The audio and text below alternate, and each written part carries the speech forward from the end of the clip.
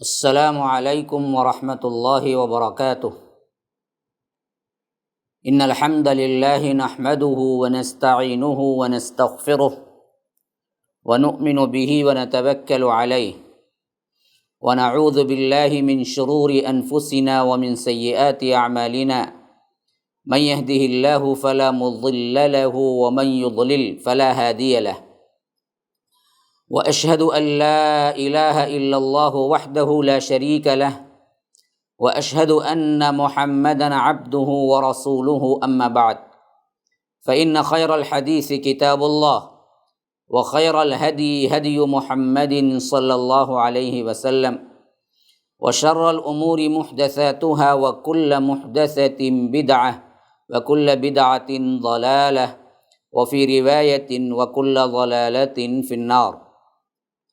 فاعوذ باللہ من الشیطان الرجیم۔ وَإِذْ فَرَقْنَا بِكُمُ الْبَحْرَ فَأَنْجَيْنَاكُمْ وَأَغْرَقْنَا آلَ فِرْعَوْنَ وَأَنْتُمْ تَنظُرُونَ۔ وَإِذْ وَاعَدْنَا مُوسَىٰ 40 لَيْلَةً ثُمَّ اتَّخَذْتُمُ الْعِجْلَ مِنْ بَعْدِهِ وَأَنْتُمْ ظَالِمُونَ ثُمَّ عَفَوْنَا عَنْكُمْ مِنْ بَعْدِ ذَلِكَ لَعَلَّكُمْ تَشْكُرُونَ۔ اللہم ارنا الحق حقا وارزقنا اتباعہ وارنا الباطل باطلا وارزقنا اجتنابہ۔ اللہم علمنا ما ينفعنا وانفعنا بما علمتنا وارزقنا علما۔ رب اشرح لي صدری ویسر لي امری واحلل عقدۃ من لسانی یفقہوا قولی۔ اس اللہ کے نام سے ابتدا جس کے ناموں کی کوئی انتہا ہی نہیں۔ وَلَوْ أَنَّ مَا فِي الْأَرْضِ مِنْ شَجَرَةٍ أَقْلَامٌ وَالْبَحْرُ يَمُدُّهُ مِنْ بَعْدِهِ 7 أَبْحُرٍ مَا نَفِدَتْ كَلِمَاتُ اللّٰہ۔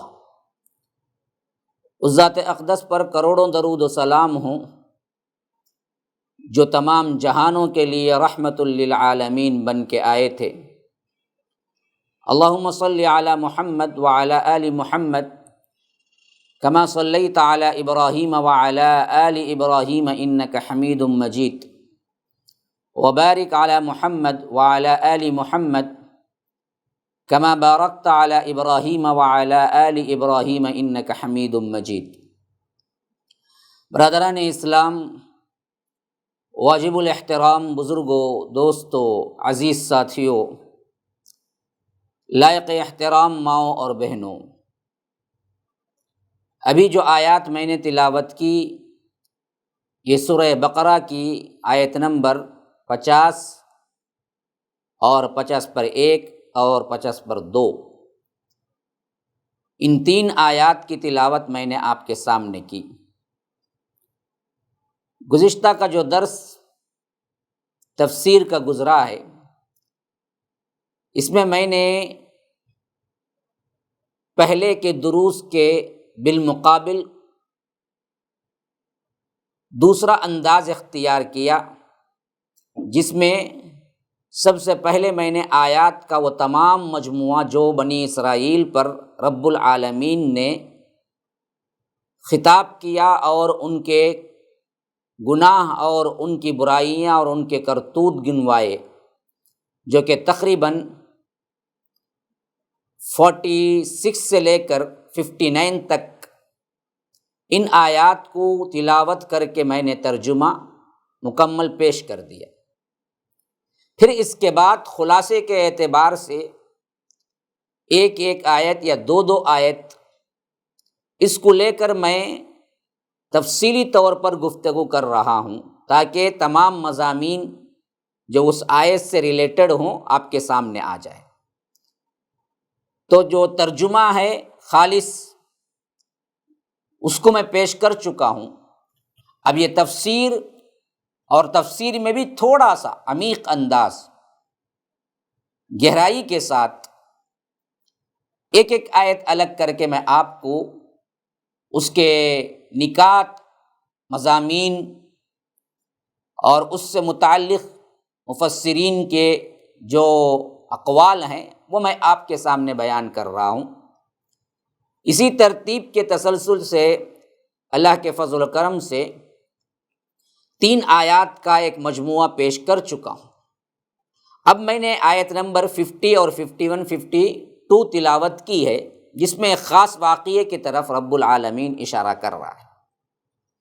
جو درس گزرا ہے اس میں ہم نے دیکھا کہ بگاڑ کے اسباب میں سب سے اہم ترین چیز جو تھی وہ عقیدے کا بگاڑ تھا، اور انہوں نے سمجھ لیا تھا کہ ہم حضرت موسیٰ علیہ السلام کی قوم ہیں تو اللہ ہمیں عذاب نہیں دے گا۔ تو اللہ تبارک و تعالیٰ نے ان کے اعتقادی جتنے نکات تھے، جتنی گمراہیاں تھیں، بدعقیدگیاں تھیں، اس کو 48 آیت نمبر میں تفصیلاً ذکر کر کے رد کیا کہ وہاں نہ کوئی تمہارا سفارشی ہوگا، نہ تمہیں فدیہ دے کر تم چھٹکارا پا سکتے ہو، نہ تمہارے جو کرتوت ہیں اس نسبت سے چھوڑ دیا جائے گا کہ تم موسیٰ علیہ السلام کی قوم ہیں، بلکہ وہاں اعمال چلیں گے۔ تو اس دن سے ڈرو، واتقوا یوما لا تجزی نفس عن نفس شیئا۔ پھر اس کے بعد رب العالمین اپنے احسانات گناتے ہوئے فرمایا کہ تم فرعون، حضرت موسیٰ علیہ السلام آنے سے پہلے فرعون کے ظلم و ستم کا شکار تھے، اور بدترین اس حد تک تم گر چکے تھے اور ذلیل ہو چکے تھے کہ وہ تمہارے بچوں کو قتل کر دیتا تھا اور لڑکیوں کو چھوڑ دیتا تھا، اور اس میں رب کی طرف سے تمہارے لیے بڑی آزمائش تھی۔ پھر اس کے بعد رب نے فرمایا 49 کی جو آیت میں نے پیش کی ہے، اس میں یہ بات کہ رب کی طرف سے بہت بڑی آزمائش تھی۔ پھر نجات کی طرف اشارہ کرتے ہوئے فرمایا کہ ہم نے تمہیں کیا کیا، دریا پھاڑ کر فرعون جیسے ظالم سے نجات دی، اور تمہارے آنکھوں کے سامنے اسے غرق کر دیا، اور تم اس کو دیکھ رہے تھے تاکہ تم احسانات کو یاد رکھو، اللہ کی وحدانیت کو قبول کرو، اللہ تبارک و تعالیٰ کے احسانات کو فراموش نہ کرو، اس کی اطاعت کرو، اسی کی حمد، اسی کی مجد، اسی کی ثنا کرتے رہو۔ لیکن تم نے کیا ہے، اتنے بڑے واقعے کو اپنے آنکھوں سے دیکھنے کے بعد بھی بھلا دیا۔ یہ پہلی آیت کا ترجمہ ہے جو میں نے ابھی تلاوت کی اس درس کے اندر۔ اگلی آیت میں اس واقعے کی طرف اشارہ ہے جو وہ دریا پار کرنے کے بعد حضرت موسیٰ علیہ السلام کو رب العالمین نے بلایا خصوصی طور پر تورات کو عطا کرنے کے لیے۔ تو اس واقعے کو بہت تفصیل سے دوسری جگہ رب العالمین نے ذکر کیا ہے، لیکن یہاں صرف ایک آیت میں اس کا ذکر کر دیا کہ وَإِذْ وَاعَدْنَا مُوسَىٰ 40 لَيْلَةً، اور جب ہم نے وعدہ کیا تھا موسیٰ سے 40 رات کا، یعنی 40 رات کے لیے ہم نے بلایا۔ دوسری جگہ جب اس کا تسلسل اور تفسیر آئی ہے، وہاں فرمایا کہ وَوَاعَدْنَا مُوسَىٰ 30 لَيْلَةً وَأَتْمَمْنَاهَا ب10 فَتَمَّ مِيقَاتُ رَبِّهِ۔ ہم نے دراصل کیا کیا تھا، 30 دن کے لیے بلایا تھا، پھر اس کے بعد 10 دن اور بڑھا دیے اور 40 دن مکمل کیا۔ وہ تفصیل انشاءاللہ آگے آ رہی ہے، یہاں پر صرف اس کا اشارہ ہے کہ 40 لیلہ، ہم نے 40 راتوں کے لیے انہیں اپنے پاس بلایا کوہ طور پر تورات عطا کرنے کے لیے۔ تو ہوا کیا، ثم اتخذتم العجل، تم نے گائے کے بچے کو معبود بنا دیا۔ اب یہ معبود بنانے کا واقعہ بھی سامری کے ساتھ جڑا ہوا ہے جو طٰہٰ میں بڑی تفصیل کے ساتھ آیا ہے، لیکن یہاں پر جو باتیں، جو نکات ہیں اس کو سمجھ لیجئے۔ اللہ تبارک و تعالی ان لوگوں کو یاد کروا رہا ہے جو کہ تورات کے اندر اللہ کے رسول صلی اللہ علیہ وسلم کی بے شمار نشانیاں ہونے کے باوجود بھی جب اللہ کے رسول صلی اللہ علیہ وسلم آئے اور مدینہ بھی آ گئے ہجرت کر کے، مان لینے کے بجائے ضد اور ہٹ ڈرمی میں مخالفت پر کمر بستہ ہو گئے، تو یاد دلا رہا ہے کہ تم آج ہی نہیں ہو، اس سے پہلے بھی بہت ناشکری کیے ہو، جبکہ اللہ کے بہت احسانات تھے تمہارے پاس۔ ہوا یہ کہ اللہ کے رسول صلی اللہ علیہ وسلم جب مدینہ پہنچے، اس وقت کے جو یہودی علماء اور رؤساء تھے اس حد تک جان چکے تھے کہ یہ وہی نبی ہیں جن کا ذکر تورات میں آیا ہے، لیکن بدبختوں نے قبول کرنے کے بجائے انکار کر دیا۔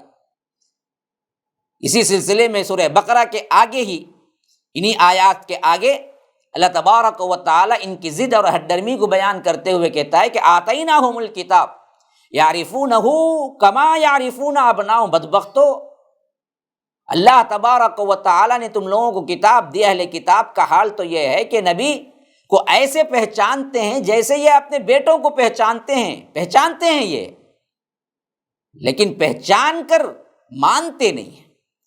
اسی طرح آج بھی بہت سے علماء سو جانتے ہیں یہ حرام کاری ہے، بدعت ہے، کتاب و سنت میں اس کی کوئی دلیل نہیں، لیکن ضد اور ہٹ درمی انہیں قبول کرنے نہیں دیتی ہے۔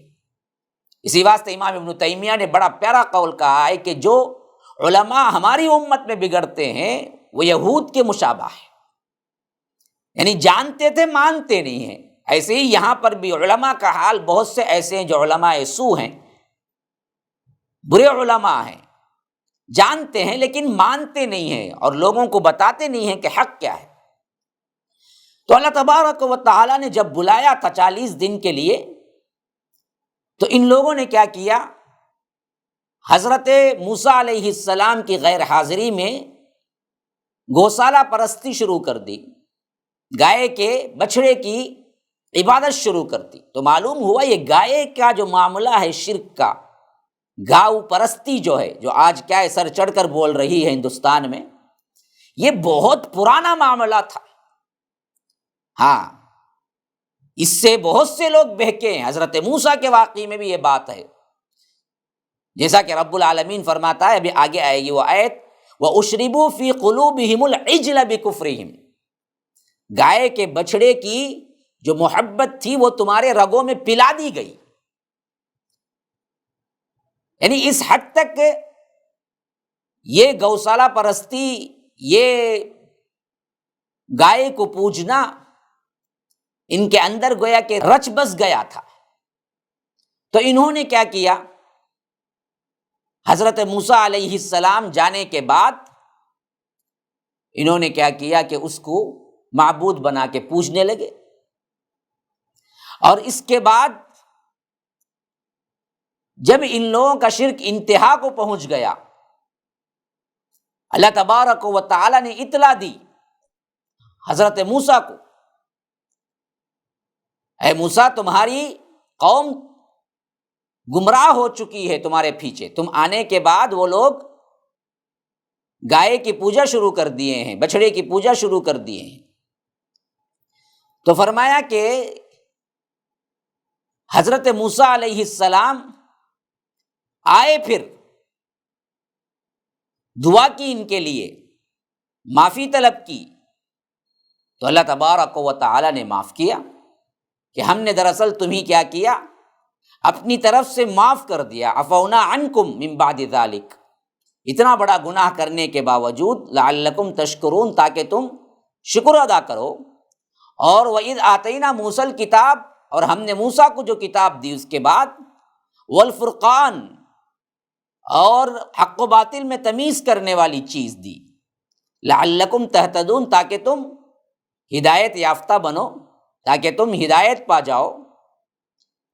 اب اس کی توبہ کیسے ہوئی، اس کی تفصیل اللہ تبارک و تعالی آگے 54 میں 53-54 جو آیتیں میں اب پڑھ رہا ہوں، ان میں خصوصیت کے ساتھ وہ طریقہ بتایا گیا کہ جب موسیٰ علیہ السلام نے اپنی قوم سے کہا، وَإِذْ قَالَ مُوسَىٰ لِقَوْمِهِ، یا قوم، اے میری قوم کے لوگو، اِنَّكُمْ ظَلَمْتُمْ أَنفُسَكُمْ، بے شک تم نے کیا کیا ہے، اپنی جانوں پر بڑا ظلم کیا ہے۔ گناہ دراصل اپنی جان پہ ظلم کرنا ہی ہے۔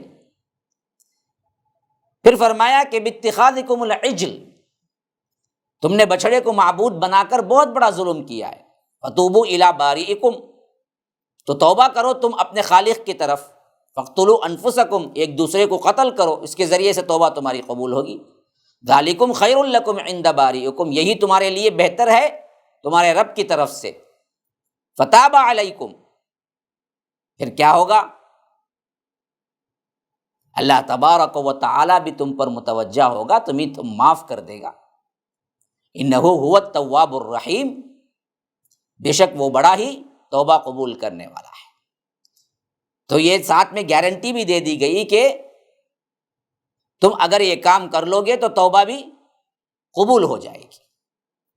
اب جو طریقہ یہاں پر بیان ہو رہا ہے وہ بچڑے کو پوجا کی جو انہوں نے واردات کی تھی، بہت بڑا ظلم کیا تھا، اور اس کی محبت ان کے دلوں میں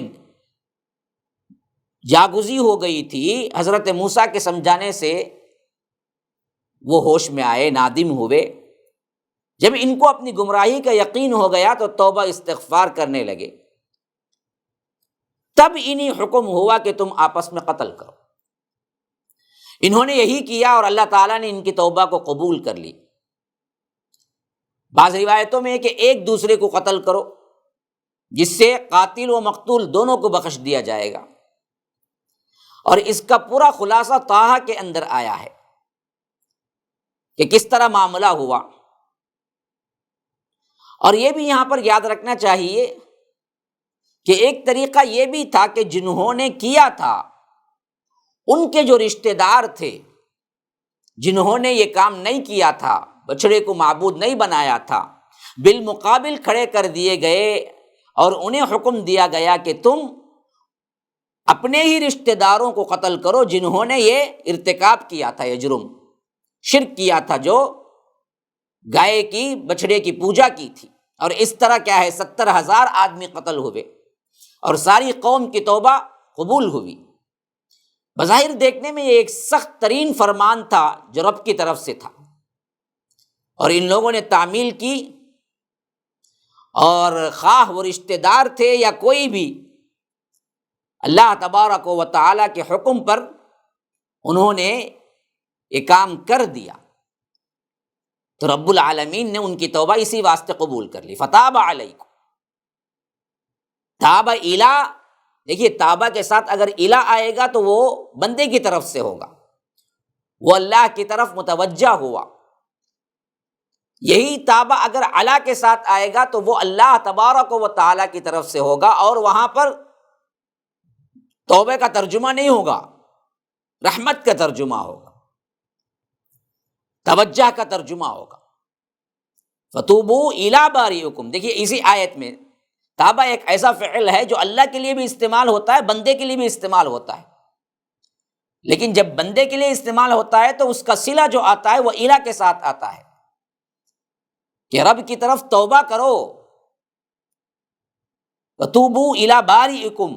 لیکن جب اللہ کی طرح استعمال ہوتا ہے یہ فعل تو اس میں علی آتا ہے، فتاب علیکم، تو اللہ نے متوجہ، اللہ نے توجہ کی، اللہ نے قبول کر لیا، اللہ نے توبہ ان کی قبول کر لی۔ تو ہمیشہ یاد رکھیے قرآن میں تاب علی آیا تو یہ رب کے لیے استعمال ہوتا ہے، اس میں وہاں ترجمہ اللہ نے توبہ کی نہیں ہوگا، وہاں پر ترجمہ ہوگا اللہ توجہ کیا، اللہ نے رحمت نازل کی، اللہ نے قبول کر لیا۔ اور تاب الی اگر آئے گا تو وہاں پر معاملہ یہ ہوگا کہ بندے نے اللہ کی طرف متوجہ کی، وہ توبے کے معنی میں ہے کہ اس نے توبہ کی۔ تو یہ چیز ہونے کے بعد جب موسیٰ علیہ السلام اور ہارون علیہ السلام اپنی اپنی قوم کا قتل دیکھا تو دعا کرنی شروع کر دی کہ اللہ اب تو بنی اسرائیل مٹ جائیں گے، چنانچہ انہیں معاف کر دیا جائے۔ تو اللہ تبارک و تعالیٰ نے فرمایا کہ اے میرے پیغمبر، مقتولوں کا غم نہ کرو، وہ ہمارے پاس شہیدوں کے درجے میں ہے۔ یعنی یہ جو بہت بڑا قتال ہوا ہے، بہت بڑے لوگ قتل کیے گئے ہیں، یہ توبے کے طور پر ہوئے ہیں، اس واسطے ان کا درجہ میرے پاس ہے، اور آپ کو صبر کرنا چاہیے۔ اور اسی طرح اللہ تبارک و تعالی نے پھر ان کی نسلوں میں بہترین لوگ پیدا کیے جو جہاد کے لیے، جو اللہ کے فرمان کے لیے آگے بڑھنے والے تھے، اور اس طرح اللہ تبارک و تعالی نے انہیں معاف کیا اور ان کی اولاد میں برکت عطا کی۔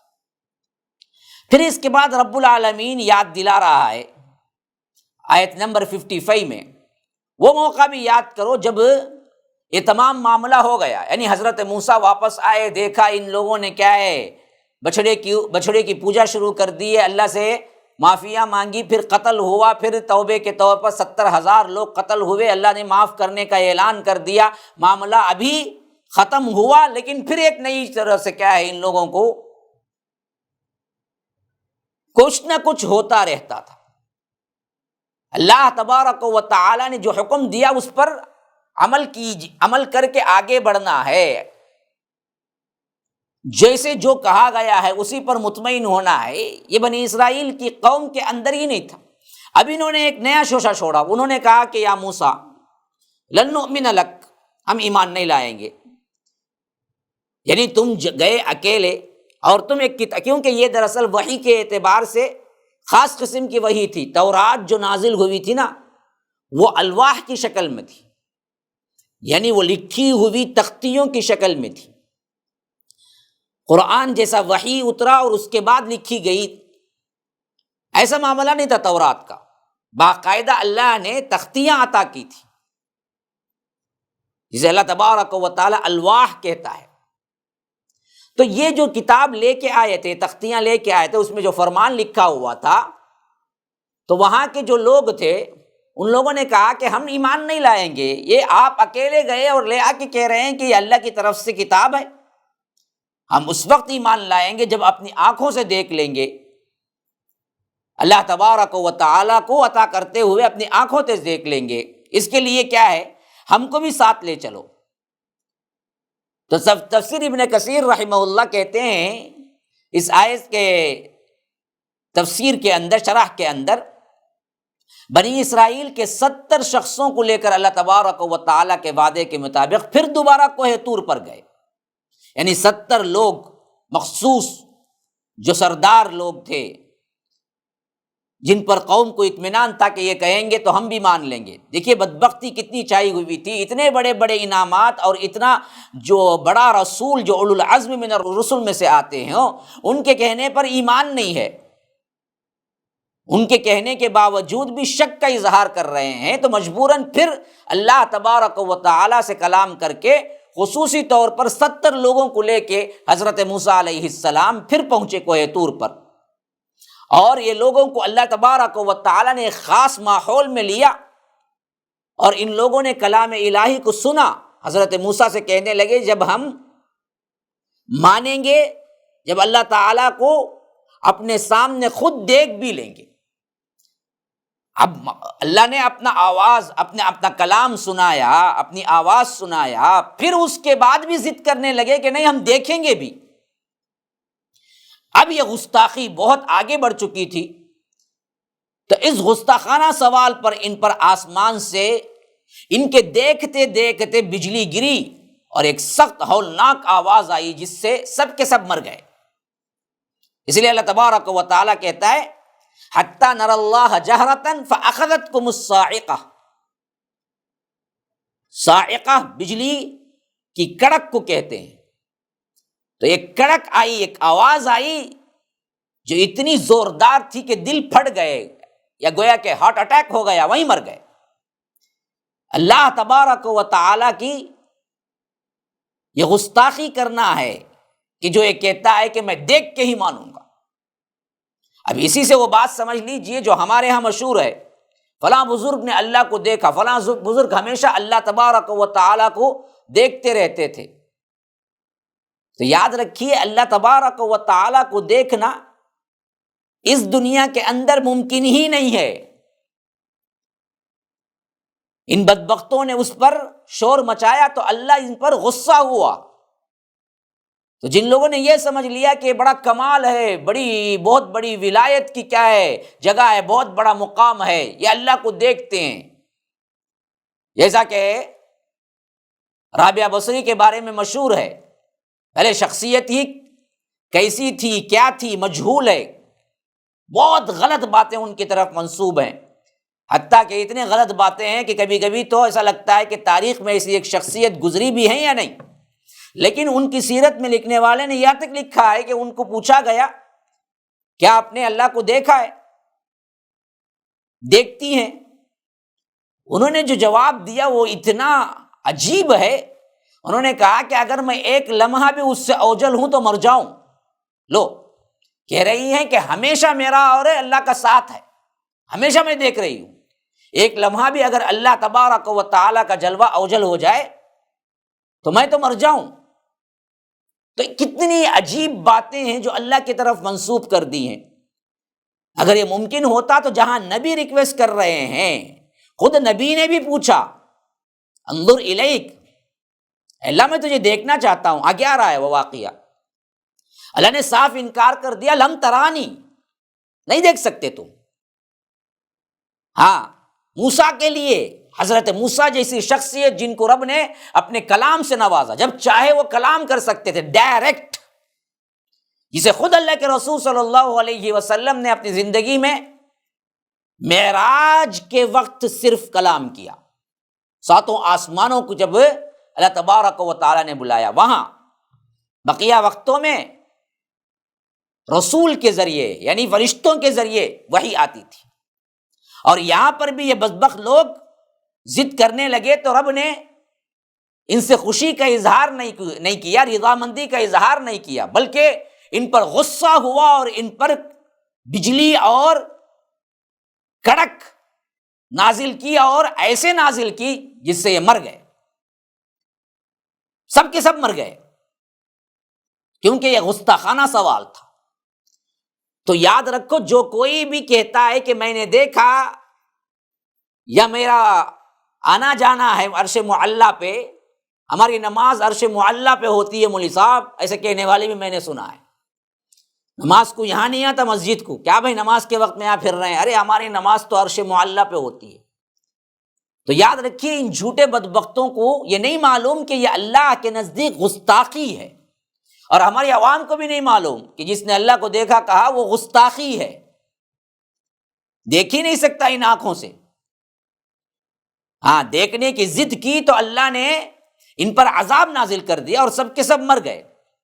تو حضرت موسیٰ علیہ السلام یہ دیکھ کر بہت ہی آہوزاری کرنے لگے، حتیٰ کہ رو رو کر کیا ہے دعائیں کرنے لگے، اے اللہ ان کی چند غلطیوں کی وجہ سے تیری ناراضگی ان سب کو تیرے عذاب میں گرفتار کر دیا اللہ، لیکن بخش دے تو۔ ہاں، یہ دراصل ہمارے قوم کے بے وقوف لوگ ہیں۔ دوسری جگہ آیا ہے یہی لفظ کہ اے اللہ ان لوگوں کی بے وقوفی کی وجہ سے ان سب کو ہلاک نہ کر دے۔ وہ رونے لگے، دعائیں کرنے لگے۔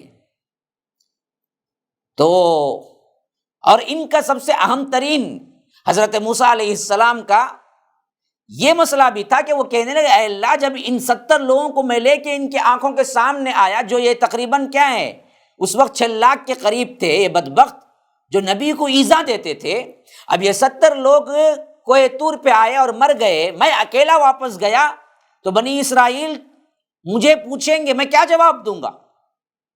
کیونکہ نبی پر ایمان اور نبی کی بات کو ماننا ان کی سرشت میں نہیں تھا۔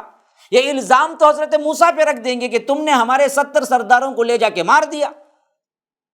اسی واسطے تفسیر ابن کثیر کے اندر یہ روایت ہے کہ حضرت موسیٰ نے یہ کہا کہ اللہ بنی اسرائیل کو میں کیا جواب دوں گا، یہ جماعت تو ان کے سرداروں اور بہترین لوگوں کی تھی، پروردگار اگر یہی چاہت ہے تو انہی اور مجھے اس سے پہلے ہی مار ڈالتا، اب میں واپس کیسے جاؤں گا ان کے پاس؟ ان بے وقوفوں کی بے وقوفی کے کام پر ہم ہی نہ پکڑ، یہ بدبخت لوگ ہیں۔ تو اللہ تبارک و تعالی نے دعا قبول کی۔ اس کے بعد اللہ تبارک و تعالی نے انہیں کیا کیا؟ ثم بعثناکم من بعد موتکم، فرمایا کہ ہم نے انہیں موت دینے کے بعد دوبارہ اٹھایا، گویا کہ موت واقع ہو گئی ان پر۔ تو ایک بات یہ بھی ثابت ہو گئی کہ مارنے کے بعد جلانا رب العالمین کو کوئی بڑی بات نہیں ہے۔ اللہ تبارک و تعالی کو مارنا اور جلانا کوئی بڑی بات نہیں ہے، وہ تو کن فیکون کا مالک ہے نا، ایک حکم بس ہے، وہ دوبارہ اٹھ کھڑے ہوئے، دعا قبول ہوئی۔ وہ جتنے بھی بچڑا پوچھنے والوں میں سے تھے انہی تو سزا مل گئی تھی، اب یہاں پر رب العالمین نے جو مر گئے تھے ان کو دوبارہ پھر زندہ کر دیا۔ وہ زندہ ہو کے ایک دوسرے کو پھر دیکھنے لگے۔ محمد بن اسحاق فرماتے ہیں کہ حضرت موسیٰ اپنی قوم کے پاس آئے اور انہیں بچھڑا پوجتے ہوئے دیکھا اور اپنے بھائی اور سامری کو تنبیہ کی۔ پھر اس کے بعد ان لوگوں کو لے کے گئے تو وہاں پر انہوں نے ضد کی تو پھر اللہ نے ان کو مار دیا۔ پھر حضرت موسیٰ کی دعا پر انہیں پھر جلا اٹھایا۔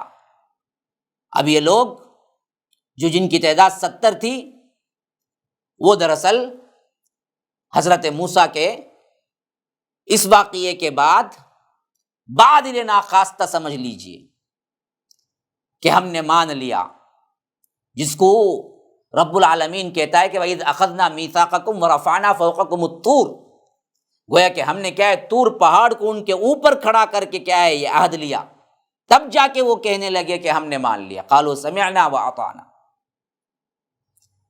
ہاں ہم نے مانا، لیکن پھر بھی دل کے اندر انکاری تھے، بدبخت دل کے اندر کہہ رہے تھے وعصینا، ہم نے انکار کیا، اوپری کہہ رہے تھے ہم نے مان لیا۔ یہ کرتوت تھے ان کی جو رب العالمین انہیں بتا رہا ہے۔ اور اسی طرح اللہ تبارک و تعالیٰ کہتا ہے ثم بعثناکم من بعد موتکم لعلکم تشکرون، پھر ہم نے دوبارہ اٹھا کھڑا کیا تاکہ یہ لوگ شکر گزار بنے۔ لیکن ان کی بدبختی کا کیا کہنا کہ ہر نشانی، ہر رحمت، ہر انعام، ہر نعمت کے بعد یہ پھر ناشکری کرنے لگتے تھے۔ اب اگلی آیتوں میں پھر اللہ نے ان پر کیا انعامات کی بارش کی تھی اس کی تفصیل آ رہی ہے، انشاءاللہ میں آپ کے سامنے رکھوں گا۔ تب تک کے لیے اجازت دیجیے، ھذا وباللہ التوفیق، صلی اللہ وسلم علی نبینا محمد۔ اسأل اللہ لی ولکم ولسائر المسلمین من کل ذنب فاستغفروہ انہ هو الغفور الرحیم۔ والسلام علیکم ورحمۃ اللہ وبرکاتہ۔ MSLI ٹی وی، رہنمائی بدلتی دنیا کے لیے۔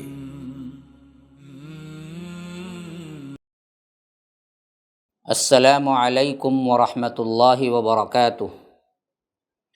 ان الحمد للہ نحمده ونستعینه ونستغفره ونؤمن به ونتوکل علیہ ونعوذ باللہ من شرور انفسنا ومن سیئات اعمالنا، من يهده الله فلا مضل له ومن يضلل فلا هادي له، واشهد ان لا اله الا الله وحده لا شريك له، واشهد ان محمدا عبده ورسوله، اما بعد فان خير الحديث كتاب الله وخير الهدي هدي محمد صلى الله عليه وسلم، وشر الامور محدثاتها وكل محدثة بدعة وكل بدعة ضلالة وفي رواية وكل ضلالة في النار۔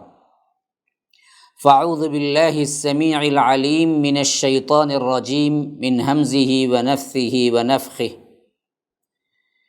انما المؤمنون الذین آمنوا باللہ ورسلہ ثم لم يرتابوا وجاهدوا بأموالهم وأنفسهم۔ اللهم أرنا الحق حقا وارزقنا اتباعه وأرنا الباطل باطلا وارزقنا اجتنابه۔ اللهم علمنا ما ينفعنا وانفعنا بما علمتنا وارزقنا علما۔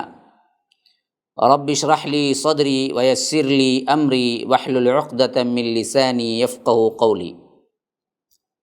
اس اللہ کے نام سے ابتدا، اس کے ناموں کی کوئی انتہا ہی نہیں۔ ولو ان ما فی الارض من شجرة اقلام والبحر یمدہ من بعدہ سبعۃ ابحر ما نفدت کلمات اللہ۔ اس ذات اقدس پر کروڑوں درود و سلام ہوں جو تمام جہانوں کے لیے رحمت للعالمین بن کے آئے تھے۔ اللہم صلی علی محمد وعلی آل محمد کما صلیت علی ابراہیم وعلی آل ابراہیم انک حمید مجید، وبارک علی محمد وعلی آل محمد کما بارکت علی ابراہیم وعلی آل ابراہیم انک حمید مجید۔ برادران اسلام، واجب الاحترام بزرگوں، دوستوں، عزیز ساتھیوں، لائق احترام ماؤں اور بہنوں، MSLI لائیو ٹی وی کے ذریعے سے جو خصوصی عناوین پر میں درس دے رہا ہوں، ان میں تفسیر قرآن کے بعد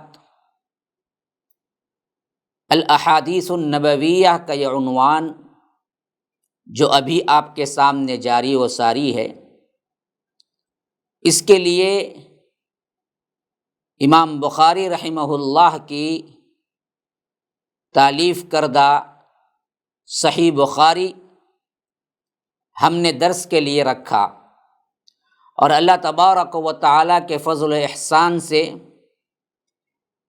اس کے مکمل احادیث کو، جو کہ کتاب بدء الوحی کے نام سے جو سب سے پہلا چیپٹر ہے، وہ ہم پڑھ چکے ہیں۔ دوسرا چیپٹر امام بخاری رحمہ اللہ اپنی کتاب میں کتاب الایمان لائے ہیں، اور اس وقت اس زمانے کے لحاظ سے جو سب سے بڑا فتنہ تھا، جس سے بہت سے ایسی جماعتیں گمراہ ہو گئی جو کہ اللہ اور اس کے رسول کو ماننے کا دعویٰ کرتی تھی۔ کتاب و سنت ان لوگوں کے لیے بھی بنیاد تھا، لیکن اپنے عقلی موشگافیوں کے ذریعے، اپنی عقلی فلسفیوں کے ذریعے انہوں نے عجیب و غریب اعتقادات کو بھی قرآن اور حدیث میں داخل کرنے کی کوشش کی، جس میں ایک بہت بڑا گروہ کا نام ہے مرجیہ۔ یہ رجا سے نکلا، اور رجا کا مطلب ہے امید۔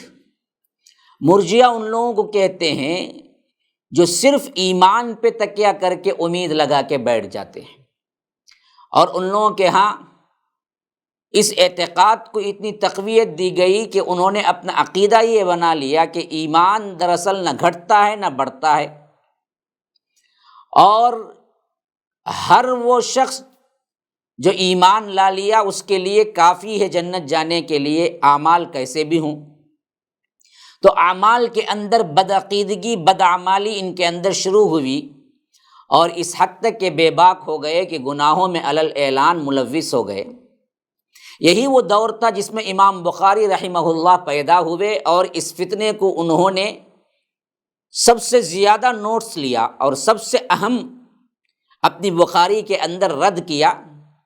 تو ہم نے دیکھا کہ کتاب الایمان کے شروع کرتے ہی سب سے زیادہ زور امام بخاری رحمہ اللہ کا اس پر ہی تھا کہ ایمان بڑھتا بھی ہے، گھٹتا بھی ہے، اور ایمان اطاعت کے ذریعے، اللہ کی فرما برداری کے ذریعے بڑھتا ہے، اور گناہوں کے ذریعے گھٹتا ہے۔ بلکہ اصولی طور پر انہوں نے بتایا کہ الایمان یزید بالطاعات وینقص بالمعاصی،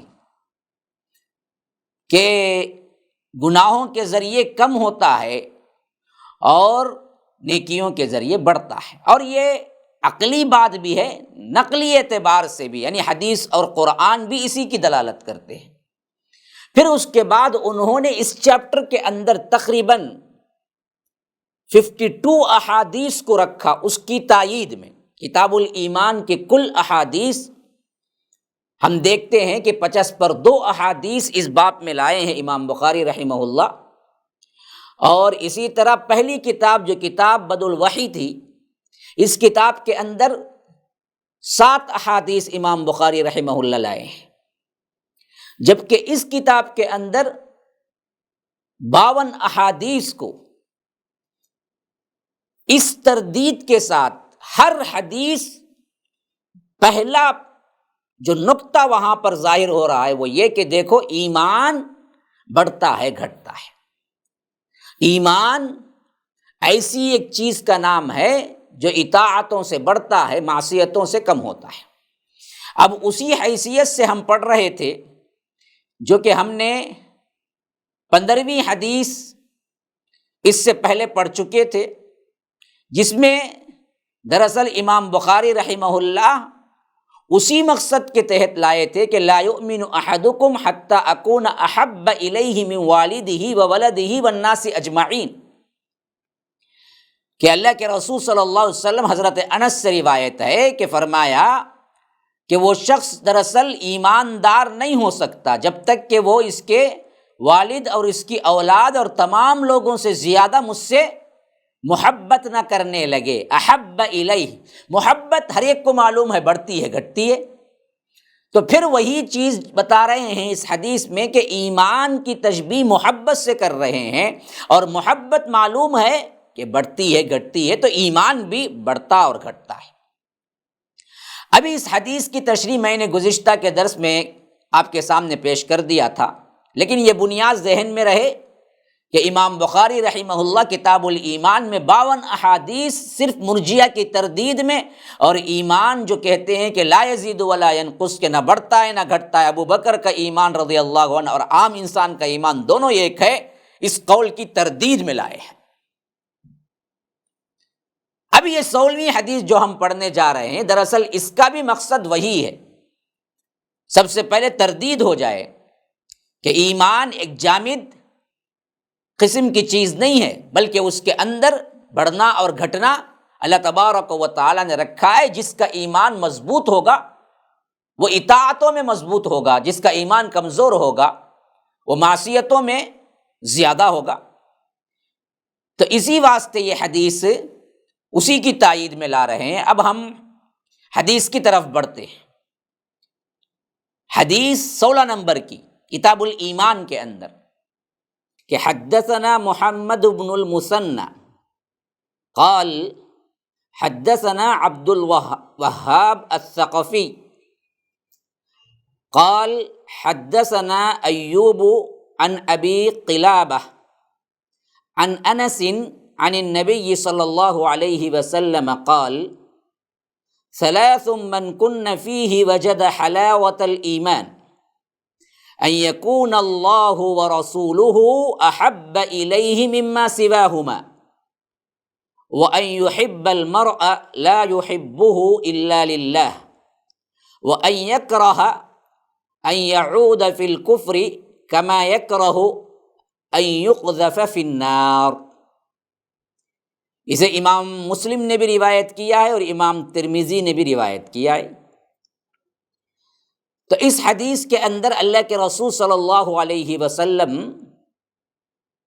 جو بات فرما رہے ہیں اس کو غور سے سن لیجئے۔ حدیث کا ترجمہ کچھ یوں ہے، ہمیں محمد بن مثنى نے یہ حدیث بیان کی، ان کو عبد الوہاب ثقفی نے بیان کیا، ان کو ایوب نے، وہ ابو قلابہ سے روایت کرتے ہیں، اور وہ حضرت انس سے روایت کر رہے ہیں کہ حضرت انس کہہ رہے ہیں کہ نبی صلی اللہ علیہ وسلم نے فرمایا 3 خصلتیں ایسی ہیں جن میں یہ پیدا ہو جائیں، جن میں یہ موجود ہوں، اس نے ایمان کی میٹھاس کو چکھ لیا ہے۔ تو معلوم ہوا ایمان کی ایک میٹھاس ہے، حلاوت الایمان۔ ہمیں اس کو کبھی اندازہ بھی نہیں ہوا ہوگا، کبھی پتہ بھی نہیں چلا ہوگا۔ ہم کو کھانے کے ٹیسٹ معلوم ہیں، ہم کو بریانی کا ٹیسٹ معلوم ہے، ہمیں مرغ مسلم کا ٹیسٹ معلوم ہے، ہم کو کیا ہے دنیا کے ہر مزے کا ٹیسٹ معلوم ہے، لیکن کبھی ہم نے ایمان کی حلاوت کو بھی چکھا؟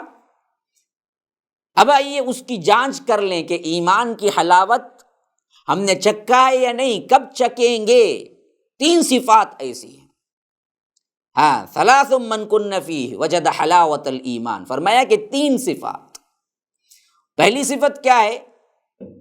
اول یہ کہ اللہ اور اس کا رسول ان کے نزدیک سب سے زیادہ محبوب بن جائیں۔ یا رب، سمجھو بات کو، محبت کے اعتبار سے فرمایا کہ اللہ اور اس کا رسول ما سوائے کائنات جو بھی ہے ان سب میں سب سے زیادہ، پوری کائنات سے زیادہ اللہ اس کا رسول محبوب بن جائے۔ اور دوسری صفت یہ کہ کسی انسان سے محض اللہ کی رضا کے لیے محبت کرے، صرف اور صرف اللہ کی رضا کے لیے محبت۔ پیسے کے لیے، نفع کے لیے اس سے دوستی رکھی جائے تو یہ کام آئے گا نہیں، صرف اللہ کے لیے محبت۔ تیسری صفت یہ ہے کہ وہ کفر میں واپس لوٹنے کو ایسا برا جانے جیسا کہ آگ میں ڈالے جانے کو برا جانتا ہے، یعنی جیتے جی کبھی وہ آگ میں جانے کو تیار نہیں ہوگا، تو جیتے جی کبھی وہ کفر کی طرف واپس پلٹ کر جانے کو کبھی تیار نہیں ہوگا۔ خاص کر ان حالات کے تحت یہ حدیث اور فٹ ہو جاتی ہے کہ اس وقت کے مسلمان کفر سے آئے تھے، تو اس واسطے واپس جانے کو لفظ آیا ان یعود، اس واسطے کہ یہ ابھی مسلمان ہوئے تھے، کفر سے آئے تھے، پھر واپس کفر میں جانے کو وہ ایسا سمجھے گویا آگ میں ڈالا جا رہا ہے یا آگ میں جانے کا ہے۔ جتنا سخت ہوگا اس کیفیت میں اتنا ہی اس کا ایمان خالص ہوگا۔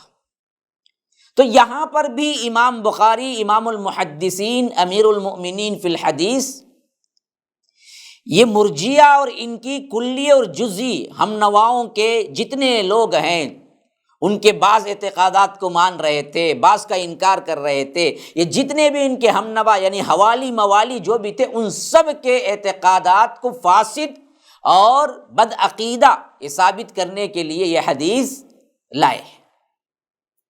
زبردست گویا کہ جواب ہے، ایمان کی کمی اور زیادتی کے اعتبار سے اعمال ضرور بالضرور اثر انداز ہوتے ہیں، یہ استدلال کیا ہے، کیونکہ بتایا کہ ایمان کی حلاوت کے لیے اللہ اور اس کے رسول کی محبت حقیقی ہے، اور یہ محبت ایمان کے اندر آ رہی ہے، تو کوئی وضاحت کی ضرورت ہی نہیں ہوئی کہ محبت، جیسا کہ اوپری حدیث اور اس کے اوپر کی حدیث دونوں احادیث میں محبت بتا کے یہی بتائے کہ یہ بڑھتی اور گھٹتی ہے۔ اسی واسطے شارح بخاری علامہ ابن حجر عسقلانی رحمہ اللہ کہتے ہیں کہ ایمان کے لیے لفظ حلاوت اصل میں بطور نشانی، بطور استعارہ کا استعمال ہوا ہے۔ مومن کی ایمانی رغبت کو اللہ کے رسول صلی اللہ علیہ وسلم نے میٹھاس سے تشبیہ دی ہے۔ یا رب کیا تشریح ہے، دیکھیے اللہ نے کیسی فقہ دی تھی محدثین کو۔ فرمایا کہ یہاں پر اللہ کے رسول صلی اللہ علیہ وسلم حلاوت الایمان کہہ کے دراصل بتا رہے ہیں کہ ایمان اصل میں جو صفت ہے وہ صفت اللہ کے رسول نے ایک میٹھاس، ایک میٹھی چیز یا شہد ہی رکھ لیجئے نا، اس سے تشبیہ دی ہے اور اس کے لازمے کو ثابت کیا گیا اور اس کی طرف منسوب کیا۔ اب دیکھیے ہو سکتا ہے کسی کو کیا ہے، میٹھی چیز بھی کڑوی لگے، ایسا ہوتا ہے۔ مثلا مریض ہے، اب دراصل خاص کر سفرے کا مریض ہے، تو ایسے شخص کو آپ شہد چٹائیں گے نا، شہد بھی اسے کڑوا لگے گا، لیکن اصل میں چیز کڑوی تھی نہیں، اصل میں اس کا مزاج کڑوا تھا۔ چیز تو میٹھی ہی ہے، بخار میں ہم کو بھی کئی چیزیں کڑوی لگتی ہیں، تو اس میں ایک خاص نسبت دی گئی مومن کو کہ اگر وہ تندرست ہے، ایمان اس کا تندرست ہے، تو وہ اس کی حلاوت کو ضرور محسوس کرے گا، اور اس کے ساتھ وہ میٹھاس اطاعتوں میں جانے سے وہ محسوس کرے گا، یعنی نماز کے لیے دوڑے گا، روزے کے لیے، عبادت کے لیے، اچھے کاموں میں دوڑے گا تو اس کے اندر ایک لذت آئے گی۔ نماز کے لیے، روزے کے لیے، عبادت کے لیے، خیر کے کاموں کے لیے دوڑتا ہے، لیکن اس میں دراصل کیا ہے، رغبت نہیں آتی بلکہ کڑواہٹ، سستی آ رہی ہے، تو گویا کہ اس نے ایمان کا مزہ نہیں چکھا، وہ مریض ہے۔ جیسے جسمانی مریض کو میٹھی چیز کڑوی لگتی ہے، بعینہ ہی ایمان کے مریض کو ایمان کی کیفیتیں جو بڑھانے کی ہیں وہ چیزیں اسے کڑوی لگتی ہیں۔ یار اب کیا تشبیہ دی رہی ہیں، دیکھیے کیا بہترین تشبیہ ہے، کیا مثال سے سمجھا رہے ہیں محدثین۔ دیکھیے کہ خراب ہونے کا اصل مسئلہ اس کے دل کے اندر نماز کے لیے، روزے کے لیے، زکوٰۃ کے لیے، حج کے لیے، بندوں کی کارکردگی کے لیے، بندوں کے ساتھ حسن سلوک کے لیے اس کا دل نہیں چاہ رہا ہے، تو یہ ایمان کی کمی دراصل یہ بتا رہی ہے کہ یہ ایمان کے اعتبار سے کمزور مریض ہے، جسے کڑوا لگ رہا ہے۔ اگر وہ صحت مند ہے ایمان کے اعتبار سے، پھر تو ان چیزوں میں اسے میٹھاس محسوس ہوگی، وہ بھاگے گا، دوڑے گا، ہر نیک کام میں اس کے لیے لذت محسوس ہوگی۔ اسی واسطے فرمایا کہ حلاوت الایمان، اور ابن حجر عسقلانی رحمہ اللہ کہتے ہیں کہ اسی واسطے شہد جب چکے گا تو اسے کڑوا ہوگا، لیکن جب تندرست اسی میٹھاس کو چکے گا تو لذت حاصل کرے گا۔ گویا جس طرح صحت خراب ہونے سے شہد کا مزہ خراب معلوم ہوتا ہے، اسی طرح گناہوں کا سفرہ، گناہوں کا مزاج رکھنے والا بندہ ایمان کی باتیں کڑوی محسوس ہوتی ہیں، اور ایمان کی حلاوت رکھنے والا بندہ مومن نے دراصل ایمان کی زیادتی اور کمی کو اسی سے محسوس کرتا ہے کہ جب وہ ایمان والے کام، اخلاق والے کام واضح ہوتے ہیں اس کے لیے اور اس کے لیے کشش رکھتے ہیں، تو گویا کہ اس کے اندر ایمان ہے اور وہ ایمان بڑھ رہا ہے۔ اور اسی طرح اس میں 3 خصلتیں بیان ہوئی ہیں مسلمانوں، ذرا غور سے سنو۔ ان یکون اللہ ورسولہ احب الیہ مما سواہما، کہ پہلی صفت جو بیان کی گئی وہ کیا ہے؟ احب الیہ مما سواہما، کہ اللہ اور اس کے رسول کی محبت تمام محبتوں پر غالب آ جائے۔ اسی واسطے محدثین کہتے ہیں کہ یہ اصل عظیم ترین دین کی ایک اصل اور بنیاد بتائی گئی ہے، بہت بڑی بنیاد بتا دی گئی ہے۔ اس میں پہلی چیز اللہ اور اس کے رسول کی محبت کو بنیاد قرار دیا گیا، جس سے ایمانی محبت مراد ہے۔ اللہ کی محبت کا مطلب یہ ہے کہ توحید الالوہیت میں اور ربوبیت میں، اسماء و صفات میں ایسا یقین پیدا کر لیا جائے کہ اس کے ساتھ کوئی اس کا شریک نہیں ہے، خواہ وہ ولی ہو، نبی ہو، فرشتہ ہو، جن ہو، بھوت ہو، جو بھی ہو، کسی کی محبت اللہ اور اس کے رسول کی محبت سے آگے نہ جائے۔ اور اسی طرح لا الہ الا اللہ کا تقاضا بھی یہی ہے۔ اسی واسطے علامہ نواب صدیق حسن خان رحمہ اللہ کہتے ہیں کہ کلمہ طیبہ نفی اور اثبات ہے، اللہ تبارک و تعالیٰ کی ذات مقدس کے سوا ہر چیز کے لیے الوہیت کی نفی ہے۔ یہ میں نہیں کہہ رہا ہوں، ہر چیز کے لیے جس طرح الوہیت میں عبادت کے اعتبار سے نفی ہے، بعینہ اسی طرح محبت کے اعتبار سے ہر چیز کی نفی ہے۔ اللہ اور اس کا رسول سب سے پہلے محبت میں، اور دوسری چیز یہ بتائی گئی بندوں کی محبت بھی اللہ کے لیے ہونی چاہیے، کسی خاص غرض کے لیے نہیں ہونی چاہیے۔ اور تیسری چیز یہ بتائی گئی کہ تمہارے اندر ایمان کی محبت اتنی ہو، پھر اس کے بعد دوبارہ پلٹ کر تم کفر میں جانے کو ایسا ہی محسوس کرو گویا کہ آگ میں جانے کو۔ تو یہ 3 باتیں اپنے آپ کو آپ ٹٹول کے دیکھ لیں، حلاوت الایمان ہے بھی یا نہیں۔ حلاوت ایمان ہمارے اندر وہ ایمان کی کیفیت، میٹھاس ہے یا نہیں ہے؟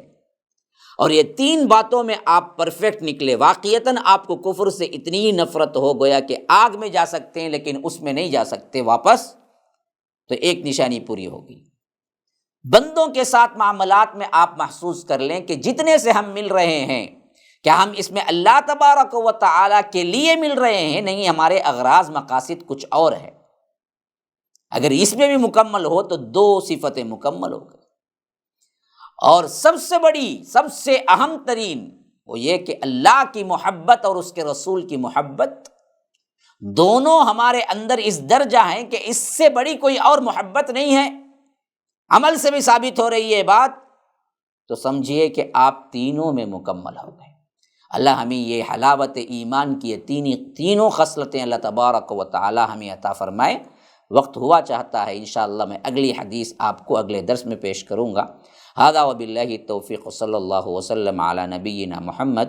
اسأل اللہ لی ولکم ولسائر المسلمین من کل ذنب فاستغفروہ انہ هو الغفور الرحیم۔ والسلام علیکم ورحمۃ اللہ وبرکاتہ۔ MSLI ٹی وی، رہنمائی بدلتی دنیا کے لیے۔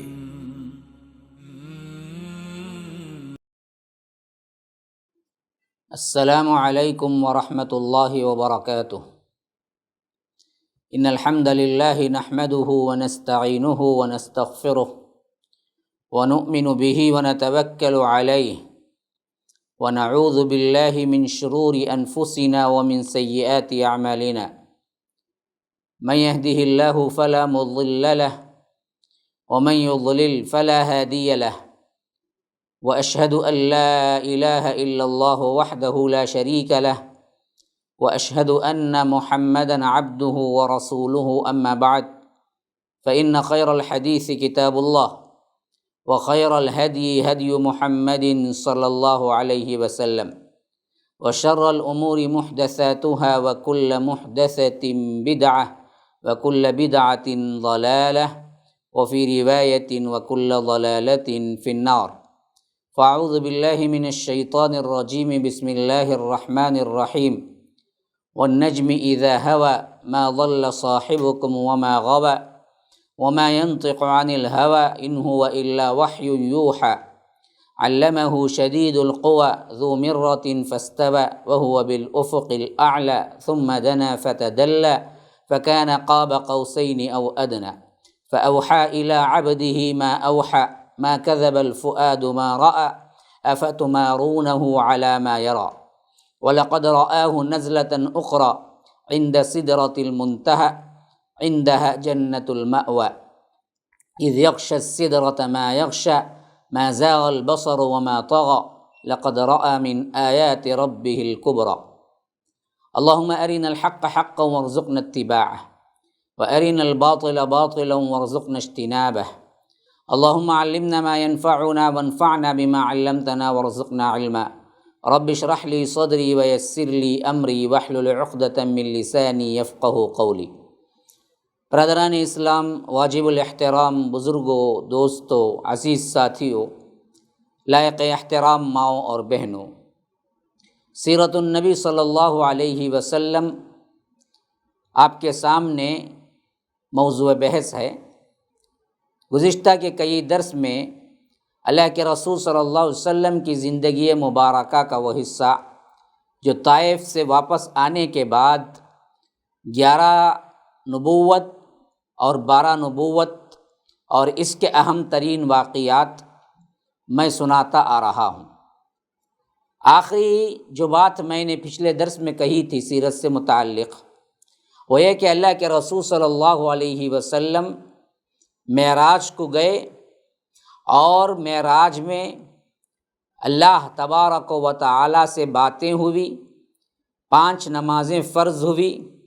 واپسی پر اللہ کے رسول صلی اللہ علیہ وسلم نے اس قافلے کو بھی دیکھا جو رات میں سفر کر کے آ رہا تھا، اور ایک طرف پیاس لگی تو ایک کنواں تھا اور وہاں پر قافلہ سو رہا تھا اور قافلے کے پاس پانی تھا۔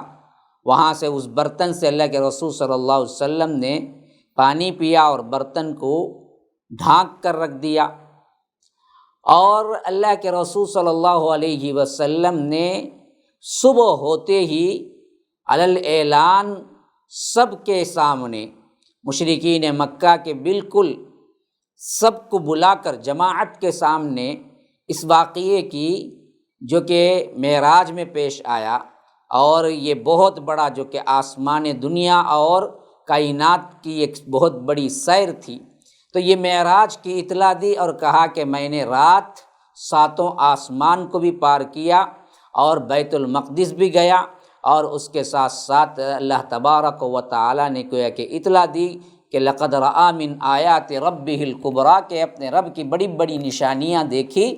تو مشرکین مکہ نے ٹھٹا مذاق بنا لیا۔ ابو جہل، ابو لہب نے یہ کہنا شروع کر دیا کہ ہم تو پہلے ہی نہیں کہتے تھے کہ یہ پاگل ہے، یہ مجنون ہے، اب تو ثابت ہو گیا کہ کوئی ایک رات میں اس زمانے کے لحاظ سے جو کہ صرف جانے آنے کے لیے مہینہ، 1 مہینہ 1.5 مہینہ لگ جاتا تھا صرف بیت المقدس جا کے آنے کے لیے، پھر اس کے علاوہ آسمانوں کی سیر، تو یہ چیختے چلاتے، بعض روایتوں میں ہے کہ سیدھے دوڑتے بھاگتے صدیق اکبر کے پاس آئے اور انہوں نے ان سے بات ہوئی اور انہوں نے کہا اگر کوئی شخص یہ دعویٰ کرے کہ ایک رات کے اندر بیت المقدس کو پہنچ جائے، پھر وہاں سے آسمانوں کی سیر کر کے آئے، تو تم اسے سچا مانو گے؟ صدیق اکبر رضی اللہ عنہ نے کہا کہ نہیں۔ جیسے ہی یہ جواب ہوا تو فوری طور پر انہوں نے کہا کہ تمہارے جو ساتھی ہیں جن کو تم رسول مانتے ہو، انہوں نے یہی اطلاع دی ہے۔ تو صدیق اکبر نے کہا کہ بالکل سچ کہہ رہے ہیں، بلا کوئی تأمل کے فوری طور پر قبول کر لیا۔ اسی واسطے بعض روایتوں میں ہے کہ اسی دن سے صدیق کا لقب ملا حضرت ابو بکر کو۔ حضرت ابو بکر رضی اللہ عنہ کو صدیق کا لقب اسی واسطے ملا کہ بلا کسی تردید کے، شک و شبہ کے، جیسے ہی انہوں نے کہا، اطلاع ملی، کہا کہ میں اس کی تصدیق کرتا ہوں، تو لوگوں نے کہا کہ ابھی دراصل تم تردید کر رہے تھے، کوئی شخص اگر یہ دعویٰ کرے تو اب تصدیق کر رہے ہو۔ تو صدیق اکبر نے بڑا پیارا جواب دیا کہ ہم تو اللہ کے رسول صلی اللہ علیہ وسلم کے بارے میں یہ عقیدہ رکھتے ہیں کہ انہیں آسمانوں سے خبریں آیا کرتی ہیں، تو اس میں کیا بات نہیں ہے کہ جس شخص پر اللہ تبارک و تعالی وحی اتارتا ہے اور آسمانوں سے خبریں آتی ہیں، اللہ تبارک و تعالی اسی کو آسمانوں میں بلا لے، تو کون سی بعید بات ہے؟ ہم تو یہ مانتے ہیں کہ ہر روز وحی اترتی ہے اور اللہ تبارک و تعالی اپنے حبیب سے کلام کرتا ہے، آسمانوں سے وحی آتی ہے، تو اب اللہ تبارک و تعالی اپنے رسول کو خود بلا لے جو کہ ہر چیز کرنے پر قادر ہے۔ تو اس جواب کو لے کر وہ بڑے ہی رنج اور افسوس کے ساتھ اللہ کے رسول صلی اللہ علیہ وسلم کے پاس پہنچے اور کہا کہ آپ نے بیت المقدس سے وہاں کا سفر کیا، آسمان کا، تو ذرا یہ بتائیے کہ بیت المقدس کی کیفیت کیا ہے، اس کی کھڑکیاں کہاں ہیں، کیا ہیں اس کے اندر، کیفیت بیان کیجیے۔ تو یاد رکھیے یہ سوال ہی بیکار سوال تھا۔ ایک انسان کسی عمارت کو دیکھنے جاتا ہے تو اور بات ہے، لیکن کسی اور چیز کے لیے جاتا ہے تو وہاں عمارت کی کھڑکیاں، دروازے گننے کے لیے نہیں جاتا۔ ہم اپنے پاس محلے کی مسجد میں کتنی مرتبہ جاتے ہیں، لیکن اگر کوئی پوچھے تو اس میں کتنی کھڑکیاں ہیں اور اس کی کیفیت پوری کی پوری بیان کرو تو ہم نہیں بیان کر سکتے، کیونکہ اس نظر سے ہم نے اسے دیکھا ہی نہیں ہے۔ تو یہ تو اللہ کے رسول صلی اللہ علیہ وسلم صرف ایک مرتبہ گئے تھے، لیکن اللہ کے رسول صلی اللہ علیہ وسلم نے اس بات کو بھی قبول کیا اور کہا کہ سوال کرو، جو تم سوال کرو گے بیت المقدس کی عمارت سے متعلق میں جواب دوں گا۔ اور ادھر یہ لوگ پوچھنے لگے، اللہ تبارک و تعالی نے معجزاتی طور پر اللہ کے رسول صلی اللہ علیہ وسلم کے سامنے بیت المقدس کو ظاہر کر دیا۔ اب وہ جو پوچھتے جاتے تھے اللہ کے رسول صلی اللہ علیہ وسلم دیکھ رہے تھے اس کو لائیو، جیسے آج دیکھ رہے ہیں آپ ٹی وی، تو اسی طرح اللہ کے رسول صلی اللہ علیہ وسلم دیکھ کے بتا رہے تھے کہ تم کو کیا چاہیے۔ وہ یہ پوچھتے تھے ایسا کیسا ہے، وہ ایسا کیسا ہے، تو اللہ کے رسول صلی اللہ علیہ وسلم نے ہر ایک کا بالکل صحیح جواب دیا۔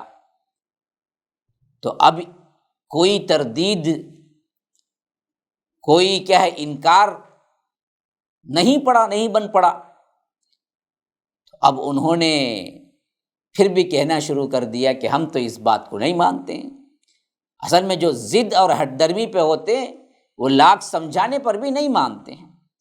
تو اسی طرح اللہ کے رسول صلی اللہ علیہ وسلم نے فرمایا کہ میں نے جاتے آتے وقت ایک قافلے سے بھی ملاقات کی جو ادھر ہی کی طرف آ رہا تھا، اور اس قافلے کی بعض نشانیاں بھی بتلائی، اور وہاں میں نے اس کو دیکھا، یعنی فاصلہ بتلایا، اور اس فاصلے سے اندازہ لگاتے ہوئے فرمایا کہ اگر وہ اسی رفتار سے وہ قافلہ چلا آ رہا ہے تو اس کی مکے میں آمد کب ہوگی یہ بھی بتا دیا، اور جیسے اللہ کے رسول صلی اللہ علیہ وسلم نے بتایا ویسے ہی وہ قافلہ موجود تھا، اور اس وقت ان سے پوچھا گیا تو انہوں نے بھی اس بات کی تائید کی، اور اسی طرح وہ اونٹ کی بھی نشاندہی کی جو قافلے سے آگے آگے چل رہا تھا، اور بالکل وہی اونٹ جب قافلے والوں کے ساتھ دیکھا گیا جو اللہ کے رسول صلی اللہ علیہ وسلم نے بتایا تھا۔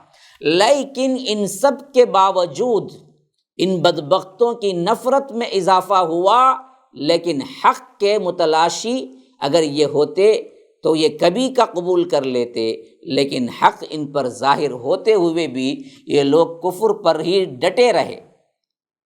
اور اسی لیے اللہ تبارک و تعالی نے اس معراج کے واقعے کو سب سے اہم ترین اور بہت اہم نشانی بیان کر دیا، فرمایا کہ لِنُرِيَهُ مِنْ آیاتنا، تاکہ ہم اپنی نشانیاں اپنے رسول کو دکھلائیں، کائنات کا نظام، کائنات کا نظم، اس کا بہترین کیسے کائنات چل رہی ہے اور اس کے پیچھے کیا کیا عظیم عظیم چیزیں کام کر رہی ہیں، اس کی ایک جھلک اللہ تبارک و تعالی نے اپنے رسول کو بتانا چاہا، اور انبیاء کرام کو اس طریقے سے معراج ہوئی ہے، جیسا کہ فرمایا وَكَذَلِكَ نُرِي إِبْرَاهِيمَ مَلَكُوتَ السَّمَاوَاتِ وَالْأَرْضِ وَلِيَكُونَ مِنَ الْمُوقِنِينَ، سورہ انعام، سورہ مائدہ آیت نمبر 75، فرمایا کہ ہم اسی طرح ابراہیم کو آسمان و زمین کا نظام سلطنت دکھایا تاکہ وہ یقین کرنے والوں میں سے ہو جائیں۔ تو اسی طرح فرمایا موسیٰ علیہ السلام کے بارے میں لِنُرِيَكَ مِنْ آیاتنا الکبریٰ، تاکہ ہم تمہیں اپنی کچھ بڑی بڑی نشانیاں دکھلائیں۔ ان نشانیوں کو دکھلانے کا مقصود تھا، اہم ترین جو مقصود تھا وہ کیا ہے؟ وَلِيَكُونَ مِنَ الْمُوقِنِينَ، وہ یقین کرنے والوں میں سے ہو جائیں۔ اسی واسطے ہم دیکھتے ہیں کہ انبیاء کرام کے علوم کو اس طرح کے مشاہدات کی سند حاصل ہو جاتی ہے تو انہیں عین الیقین کا وہ مرتبہ حاصل ہو جاتا ہے جس کا اندازہ لگانا ہم جیسے لوگوں کے لیے ممکن ہی نہیں ہے۔ انبیاء کرام اللہ کی راہ میں ایسی ایسی مشکلات جھیل لیتے تھے جنہیں کوئی اور جھیل ہی نہیں سکتا۔ در حقیقت ان کی نگاہوں میں دنیا کی ساری قوتیں مل کر بھی مچھر کے پر کے برابر کی حیثیت نہیں رکھتی تھی، اسی لیے وہ ان قوتوں کی طرف سے ہونے والی سختیوں اور ایذا رسانیوں کی کوئی پرواہ نہیں کرتے تھے۔ لاکھ تکالیف آ جائے اس سے انہیں کوئی فرق نہیں پڑتا تھا، ان کا ایمان چٹان جیسا تھا، وہ مشاہدے پر مبنی ہوتا تھا۔ اسی واسطے اس واقعہ معراج کی جزیات کے پس پردہ مزید وہ حکمتیں اور اسرار کار فرما تھے جس کی خاص طور پر بحث ہم معراج کے واقعے کی تفصیلات پر لکھی گئی کتابوں میں ہم دیکھ سکتے ہیں، لیکن بعض باتیں جو واقعات ابھی میں بیان کیا اس سے ہم موٹے موٹے جو نکات ہیں وہ سمجھنا چاہیں تو سمجھ سکتے ہیں۔ سب سے پہلی بات، اللہ تبارک و تعالی نے اس واقعے کا ذکر دو جگہ کیا ہے، جو میں نے ابھی آیات پڑھی ہیں سورہ نجم وہاں پر، اور اسی طرح سورہ اسراء میں جس کا نام ہی اسراء ہے۔ اس کی سب سے پہلی آیت میں اس واقعے کی طرف اشارہ ہے کہ سبحان الذی اسریٰ بعبدہ لیلا من المسجد الحرام الی المسجد الاقصی الذی بارکنا حولہ لنریہ من آیاتنا۔ تو یاد رکھیے یہ ایک آیت معراج کی طرف اشارہ ہے، اسراء کیسے سفر ہوا، کیسے رب العالمین کیا ہے اپنے حبیب کو لے گیا، یہ دراصل اللہ تبارک و تعالی نے ایک آیت میں بیان کیا۔ بقیہ پورا سورہ مخاطب جو ہیں وہ یہود ہیں، اور ان کے جرائم، ان کی سیاہ کاریاں، اسی کی جانب کیا ہے وہ سورے کا پورا توجہ اسی کی جانب ہے۔ پھر انہیں آگاہ کیا گیا کہ یہ قرآن دراصل کیا ہے؟ سراپا ہدایت ہے جو سیدھی راہ بتاتا ہے، اور یہی وہ اقوم سیدھی راہ ہے جس کو دکھانے کے لیے قرآن اترا ہے۔ تو سورہ اسراء کی تلاوت کرنے والے قاری کو بعض وقت یہ ہو سکتا ہے، بعض اوقات میں یہ اندازہ یا یہ شبہ پیدا ہو سکتا ہے کہ دونوں باتیں بے جوڑ ہیں۔ اسراء کا واقعہ شروع ہوا، لیکن ایک آیت میں اسے بیان کر کے بقیہ پورا سورہ یہودیوں کی طرف، یہودیوں کی سیاہ کاریوں کی طرف، یہودیوں کی طرف کیا ہے؟ اشارات ہیں۔ یہ تو کیا ہے؟ کوئی ربط نہیں ہے، کوئی جوڑ نہیں لگ رہا ہے، حالانکہ حقیقت ایسا نہیں ہے، بلکہ اللہ تعالیٰ نے اس اسلوب کے ذریعے یہ اشارہ کر رہا ہے کہ اب یہود کو جو انسانیت کے لیے رحمت للعالمین بنایا گیا تھا اس سے معزول کیا جا رہا ہے، کیونکہ انہوں نے ایسے جرائم کا ارتکاب کیا ہے جس سے یہ لوگ اپنے آپ کو بچا نہ سکے، اور اس منصب پر اب یہ لوگ باقی نہیں رہ پائیں گے ان کے کرتوت کی بنا پر۔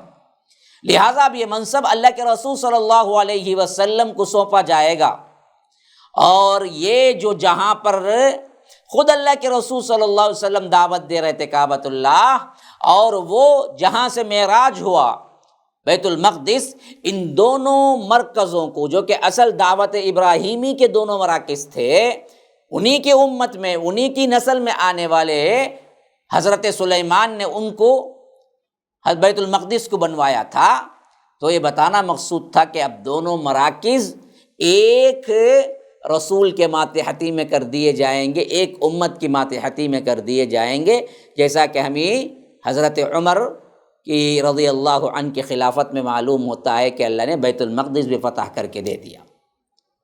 تو اب وقت آ گیا تھا کہ روحانی قیادت ایک امت سے دوسری امت کی طرف منتقل کر دی جائے، ایک ایسی امت جس کی تاریخ میں خیانت، ظلم، بدکاری پھیلی ہوئی ہے، یہ قیادت ان سے چھین لی جائے، یہودیوں سے، اور ایک ایسی امت کی طرف حوالہ ان کی طرف کر دیا جائے، ان کے حوالے کر دیا جائے جس سے نیکیاں اور بھلائیوں کے چشمے پھوٹیں گے، اور جس کا پیغمبر یعنی اللہ کے رسول صلی اللہ علیہ وسلم سب سے زیادہ راست باز اور سب سے بہتر انبیاء میں، اور قرآن سب سے بہتر کتاب جن پر اتری تھی، ان کی قیادت میں دے دیا جائے۔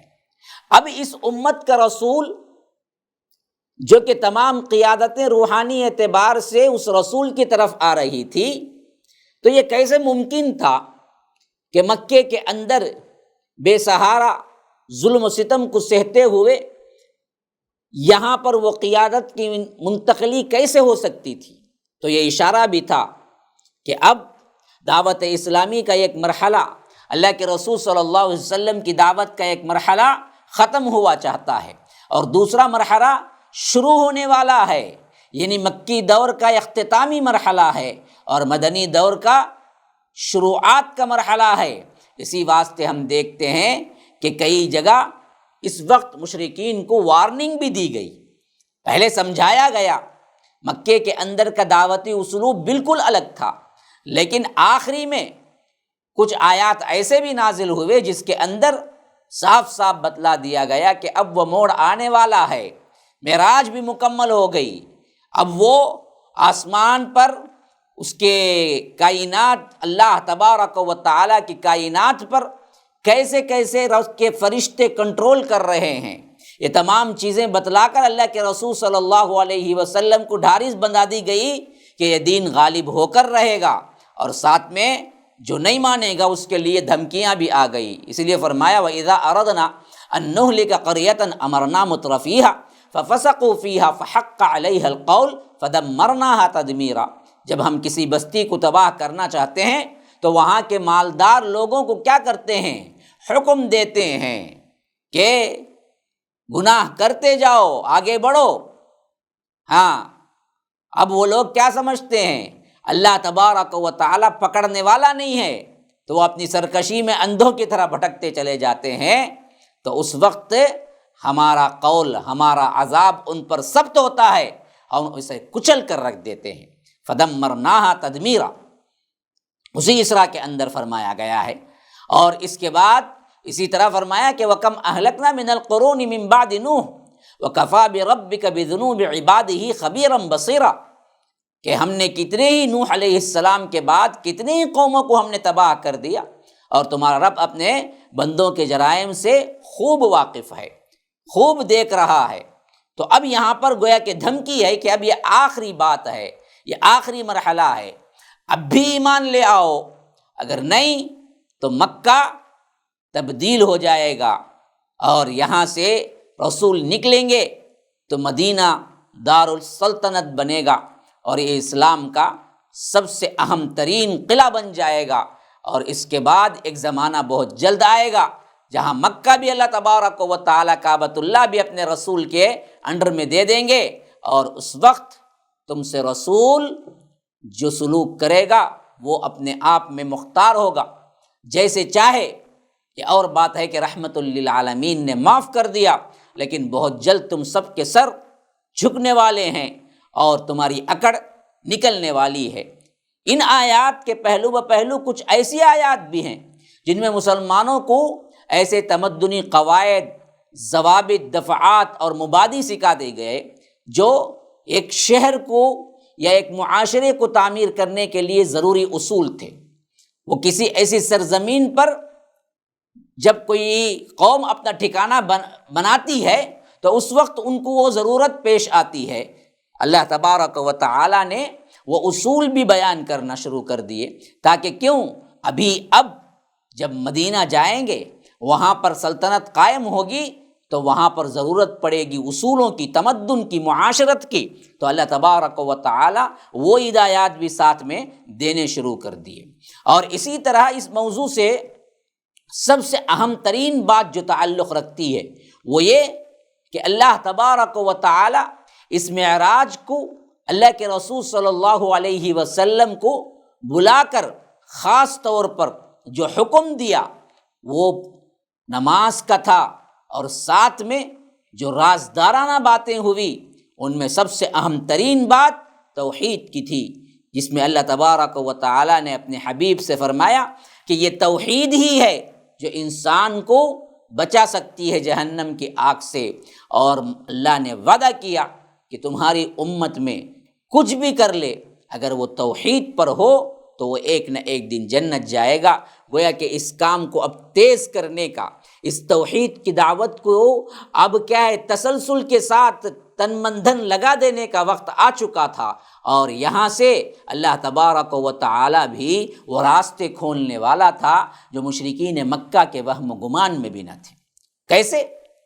جو 11 نبوت میں آئے تھے چند یثربی نوجوان جو مدینے کے تھے، جو صرف 6 تھے، جن کے بارے میں پہلے بیان کر چکا ہوں کہ یہ 6 افراد خزرج کے تھے، اور اللہ کے رسول صلی اللہ علیہ وسلم کی دعوت جو حج کے موقع پر ہوا کرتی تھی، ان میں اللہ کے رسول صلی اللہ علیہ وسلم ان کے خیمے میں بھی گئے، ان کو بھی دعوت دی۔ تو یہ پہلے خوش نصیب افراد ہیں مدینے کے جو قبول بھی کیے اور وعدہ بھی کیے کہ ہم اس کو اپنے طور پر جو ہو سکتا ہے، جیسے ہو سکتا ہے، کوشش کر کے ہم اسلام کو پھیلائیں گے۔ تو اب یہ 12 نبوت کا حج آ رہا تھا، 12ویں سال۔ اب 12ویں سال جب معراج کے بعد، ایسا لگتا ہے کہ معراج کے بعد اللہ کے رسول صلی اللہ علیہ وسلم کا 12 نبوت کا حج آ رہا تھا، تو وہ جو 6 آدمی گئے وہ اپنی دعوت سے بالکل اس کے ڈبل 12 آدمی بن کے آئے تھے، اور اللہ کے رسول صلی اللہ علیہ وسلم سے اس وعدے پر کہ ہم واپس لوٹ کے آپ سے ملاقات کریں گے، تو وہ لوگ اللہ کے رسول صلی اللہ علیہ وسلم کے ساتھ ملاقات بھی کی۔ خاص طور پر 12 نبوت موسم حج تھا۔ جو 6 افراد پہلے آئے تھے ان میں صرف ایک کی کمی تھی، حضرت جابر بن عبداللہ بن رئاب، ان کو چھوڑ کر 5 وہی تھے جو پچھلے سال آ چکے تھے، اور اس کے علاوہ 7 آدمی اور تھے جن کے نام سیرت نگاروں نے یہ لکھا ہے: معاذ بن حارث، ذکوان بن عبد قیس، عبادہ بن صامت، یزید بن ثعلبہ، عباس بن عبادہ، ابو الہیثم بن تہیان اور عویم بن سعادہ، یہ اس میں زیادہ تر خزرج کے تھے اور صرف 2 آدمی تھے، ابو الہیثم بن تہیان اور عویم بن سعادہ، جو کہ اوس قبیلے کے تھے۔ میں نے پہلے بتایا تھا کہ مدینے میں 2 قبائل تھے، ایک اوس اور ایک خزرج۔ پہلے جو آئے تھے وہ بھی خزرجی نوجوان تھے، اب جو آئے تھے وہ بھی خزرجی تھے، بلکہ ان 12 لوگوں میں صرف 2 اوس کے تھے اور 10 خزرجی نوجوان تھے۔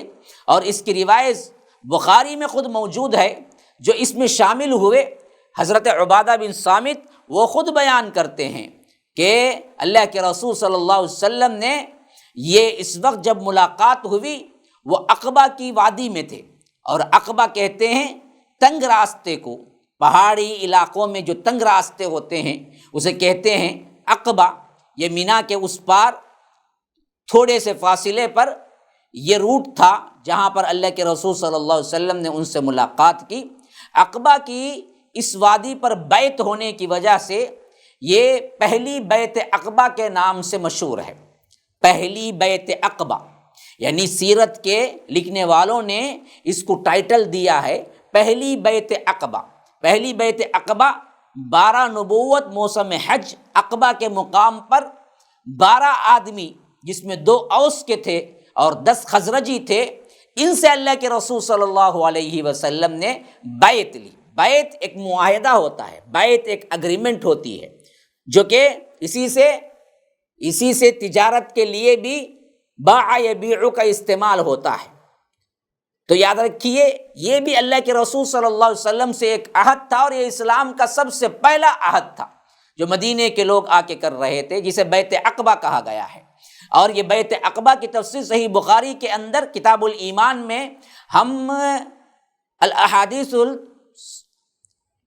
جو سلسلہ چلا آ رہا ہے اس سلسلے کے اندر صحیح بخاری کے درس میں نے آپ کو بتایا بھی تھا جب میں وہاں سے گزرا تھا، تو یہ کتاب الایمان کے اندر امام بخاری رحمہ اللہ احادیث النبویہ کے تحت جو سلسلہ ہمارا چل رہا ہے اس میں کہ یہ عبادہ بن صامت ہی سے مروی ہے، جس میں وہ بیان کرتے ہیں کہ اللہ کے رسول صلی اللہ علیہ وسلم نے فرمایا کہ بایعونی، ہم سے بیعت لی اللہ کے رسول صلی اللہ علیہ وسلم۔ کیا بیعت لیے؟ اس بات پر کہ اللہ کے ساتھ کسی کو شریک نہ کرو گے، چوری نہ کرو گے، زنا نہ کرو گے، اپنی اولاد کو قتل نہ کرو گے، اپنے ہاتھ پاؤں کے درمیان گھڑ کر کوئی بھی بہتان نہ لاؤ گے، اور کسی بھی بھلی بات میں میرے سے نافرمانی نہ کرو گے۔ جو شخص یہ ساری باتیں پوری کرے گا اس کا اجر اللہ تبارک و تعالیٰ پر ہے، اور جو شخص اس میں سے کسی چیز کا ارتکاب کرے گا، کوئی گناہ کر بیٹھے گا، اسے دنیا ہی میں سزا مل جائے گی تو یہ اس کے لیے کفارہ ہوگی، اور جو شخص اس میں سے کوئی گناہ کر بیٹھے گا اور اس پر اللہ تبارک و تعالیٰ اس دنیا میں بھی پردہ ڈال دے گا، یہاں سزا بھی نہیں ملے گی، تو پھر اس کا معاملہ اللہ کے حوالے ہے، چاہے تو اللہ سزا دے گا، چاہے تو معاف کر دے گا۔ حضرت عبادہ بن صامت کہتے ہیں کہ ہم نے ان تمام باتوں پر بیعت کی، یہ اسلام کی سب سے پہلی بیعت تھی، اور یہ پہلی بیعت عقبہ ہے جو 12ویں سال نبوت کے اللہ کے رسول صلی اللہ علیہ وسلم کے ساتھ 12 مدنی بھائی، 12 مدینے کے لوگ اللہ کے رسول صلی اللہ علیہ وسلم پر بیعت کی۔ بیعت کر کے جب لوٹنے لگے، سب سے اہم ترین معاملہ یہ تھا کہ شوق دیکھیے ان کا، ابھی اسلام قبول کیے ہیں لیکن اتنا شوق تھا کہ اس کو سیکھیں، اس کو پھیلائیں، اس کے لیے تن من دھن لگائیں۔ تو اللہ کے رسول صلی اللہ علیہ وسلم پر یہ درخواست کرنے لگے کہ اللہ کے رسول صلی اللہ علیہ وسلم ہمارے پاس کوئی داعی بھیجیے، کوئی ایسے شخص کو بھیجیے جو اسلام کو اچھی طرح سمجھا ہو، آپ کا ساتھی رہا ہو مکے میں، ہم اس کے ذریعے سے مدینے میں اسلام پھیلائیں گے۔ تو اللہ کے رسول صلی اللہ علیہ وسلم نے وعدہ کیا اور سفیر بنا کے جن کو بھیجا وہ بڑے ہی پائے کے صحابی تھے، بہت ہی نامور اور بہت ہی بہترین دعوت اور بہترین طور پر سمجھانے والے، یہ اسلام کے سب سے پہلے سفیر ہیں۔ یہ کون ہیں اور پھر آگے کیا واقعات ہوتے ہیں انشاءاللہ تبارک و تعالی اگلے درس میں آپ کے سامنے پیش کروں گا۔ تب تک کے لیے اجازت دیجیے، ھذا وباللہ التوفیق صلی اللہ وسلم علی نبینا محمد اسأل اللہ لی ولکم ولسائر المسلمین من کل ذنب فاستغفروہ انہ هو الغفور الرحیم والسلام علیکم ورحمۃ اللہ وبرکاتہ۔ MSLI TV، رہنمائی بدلتی دنیا کے لیے۔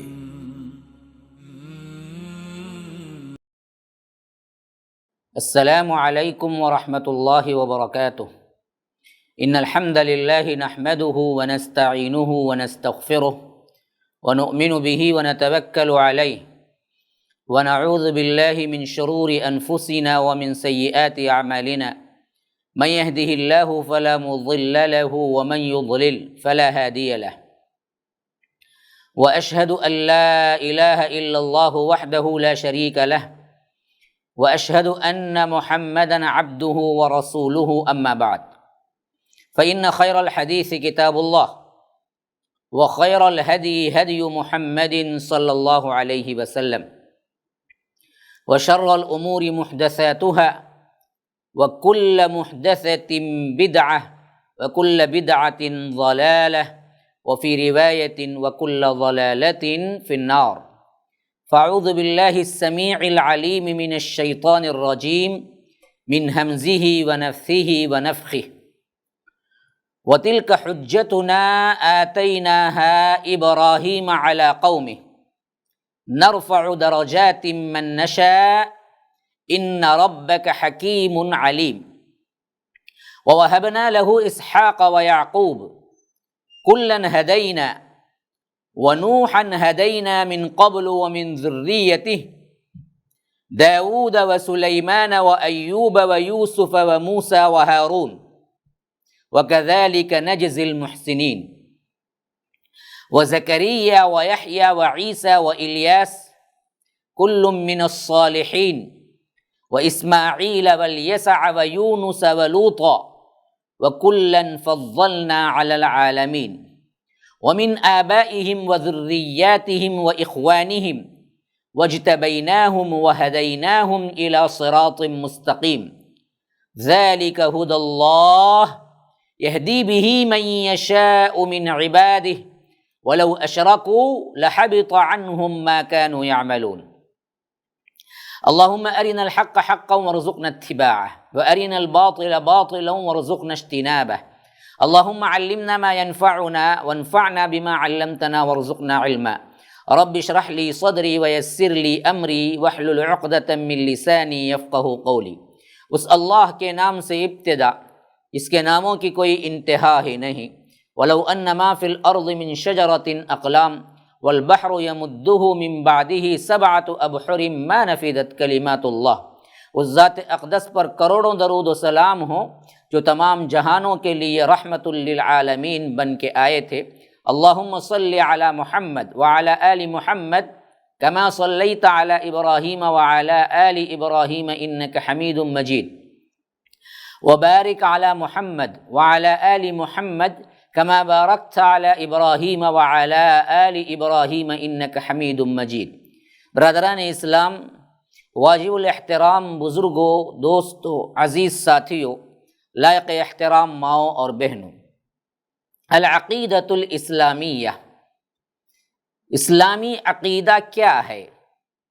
اس کو کیسے سمجھا جائے؟ اس کے اندر بدعقیدگیاں کہاں سے پیدا ہوئی؟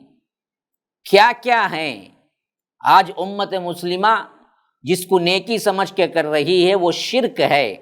ان تمام چیزوں کو سمجھانے کے لیے یہ ایک سنہرا سلسلہ MSLI لائف TV کے ذریعے آپ کے سامنے جاری و ساری ہے۔ عقیدہ اسلامی کے اس درس میں خاص طور پر جو بات چل رہی تھی گزشتہ اور آج میں بات کروں گا وہ ہے شرک کی مذمت قرآن اور حدیث کی روشنی میں۔ یعنی شرک کتنا بڑا گناہ ہے اور شرک کیا ہے، اس پر میں نے گفتگو بہت پہلے کر دی ہے۔ جو ہم سمجھتے ہیں بتوں کی عبادت کرنا صرف وہی شرک نہیں ہے۔ شرک اصل میں اللہ کے علاوہ کسی کی بھی عبادت، خواہ وہ بت ہوں، خواہ وہ انسان ہو، خواہ وہ نیک لوگ صالح ہو، خواہ وہ ولی ہو، خواہ وہ پیر ہو، خواہ وہ نبی ہو، یہاں تک کہ اللہ کے رسول صلی اللہ علیہ وسلم، کیونکہ اس سے بڑی کوئی چیز، اس سے بڑی کوئی مخلوق نہیں ہے، اس سے مقدس تر کوئی نہیں ہے، ان کی بھی عبادت نہیں کرنا چاہیے، ان کو بھی شریک نہیں کرنا چاہیے، سب شرک ہے۔ اب عبادت کیا ہے؟ عبادت کے کئی اقسام، کئی ایسے نمونے ہیں جس کو رب العالمین نے عبادت قرار دیا ہے۔ مراسم عبودیت کے جتنے حرکات و سکنات ہیں وہ سب کے سب عبادت ہیں، جس کو اللہ تبارک و تعالیٰ کے لیے خاص ہے تو کسی اور کے لیے نہیں۔ جیسے نماز پڑھنا عبادت ہے، روزہ رکھنا عبادت ہے، حج کرنا عبادت ہے، لیکن ان عبادتوں کو سرے سے اسی نام کے ساتھ کوئی انسان، کوئی مسلمان دوسروں کے لیے نہیں کرتا، کیونکہ وہ سمجھتا ہے کہ یہ چیز صرف اللہ کو ہے، اسے تو عبادت سمجھتا ہے۔ لیکن ان عبادتوں میں جو حرکات و سکنات ہیں، جن کے نام ہیں، اس کو دوسروں سے کرنے کے، دوسروں کے لیے کرتا بھی ہے اور کرنے کے لیے وہ جائز بھی سمجھتا ہے۔ مثلا نماز کا ایک رکن سجدہ ہے، نماز کا ایک رکن رکوع ہے، نماز کے اندر ایک اہم ترین عبادت پکارنا ہے، دعا ہے، اور اسی طرح حج میں طواف ہے، اسی طرح اللہ تبارک و تعالیٰ کو پکارنے میں اللہ کا سننا اور وہ عالم الغیب کے ہونے کا عقیدہ، یہ تمام چیزیں دوسروں کے لیے سمجھتا ہے۔ اگر کسی ولی یا کسی قبر کو آپ کیا ہے رخ کر کے اس ولی کے لیے، اس قبر کے لیے آپ کسی مسلمان کو لے جا کے کھڑا کر دیں اور کہیں کہ اب یہاں نماز پڑھو، تو بولے گا نہیں، یہ نماز تو اللہ کے واسطے ہے۔ لیکن اس سے کہو کہ تم اسے سجدہ کرو، سجدہ کرے گا، دعا مانگو ان سے تو دعا مانگے گا۔ اب دراصل سمجھنے میں اس کو غلطی ہوئی ہے اس بندے کو، کہ انہوں نے نماز کو عبادت سمجھا، لیکن جو دوسری عبادتیں ہیں وہ دراصل اس کو عبادت نہیں بلکہ سمجھا کہ یہ سب چیزیں دوسروں کے لیے جائز ہیں۔ اسی غلط فہمی کو دور کرنے کے سلسلے میں نے آپ کے سامنے باطل نظریات کو حق بنا کر جیسے ہمارے اندر امت مسلمہ میں پیش کیا گیا، اس کو سمجھنا اور اس کو چھوڑ دینا، اس کے لیے میں نے ان باطل عقیدے کے لکھنے والوں اور وہ جن کو مانتے ہیں ان کی کتابوں سے میں نے ثابت کیا کہ یہ سب چیزیں غلط ہیں، بدعقیدگی ہے، یہ دراصل جہالت کی وجہ سے عوام اپنائے ہوئے ہے، اور عوام کتابیں پڑھتی نہیں ہیں، اور ان پر علماء سو کا راج ہے جو پیٹ بھرتے ہیں انسانوں کے مال سے ناجائز طریقے سے، اور لوگوں کو الو بناتے ہیں، لوگوں کو گمراہ کرتے ہیں۔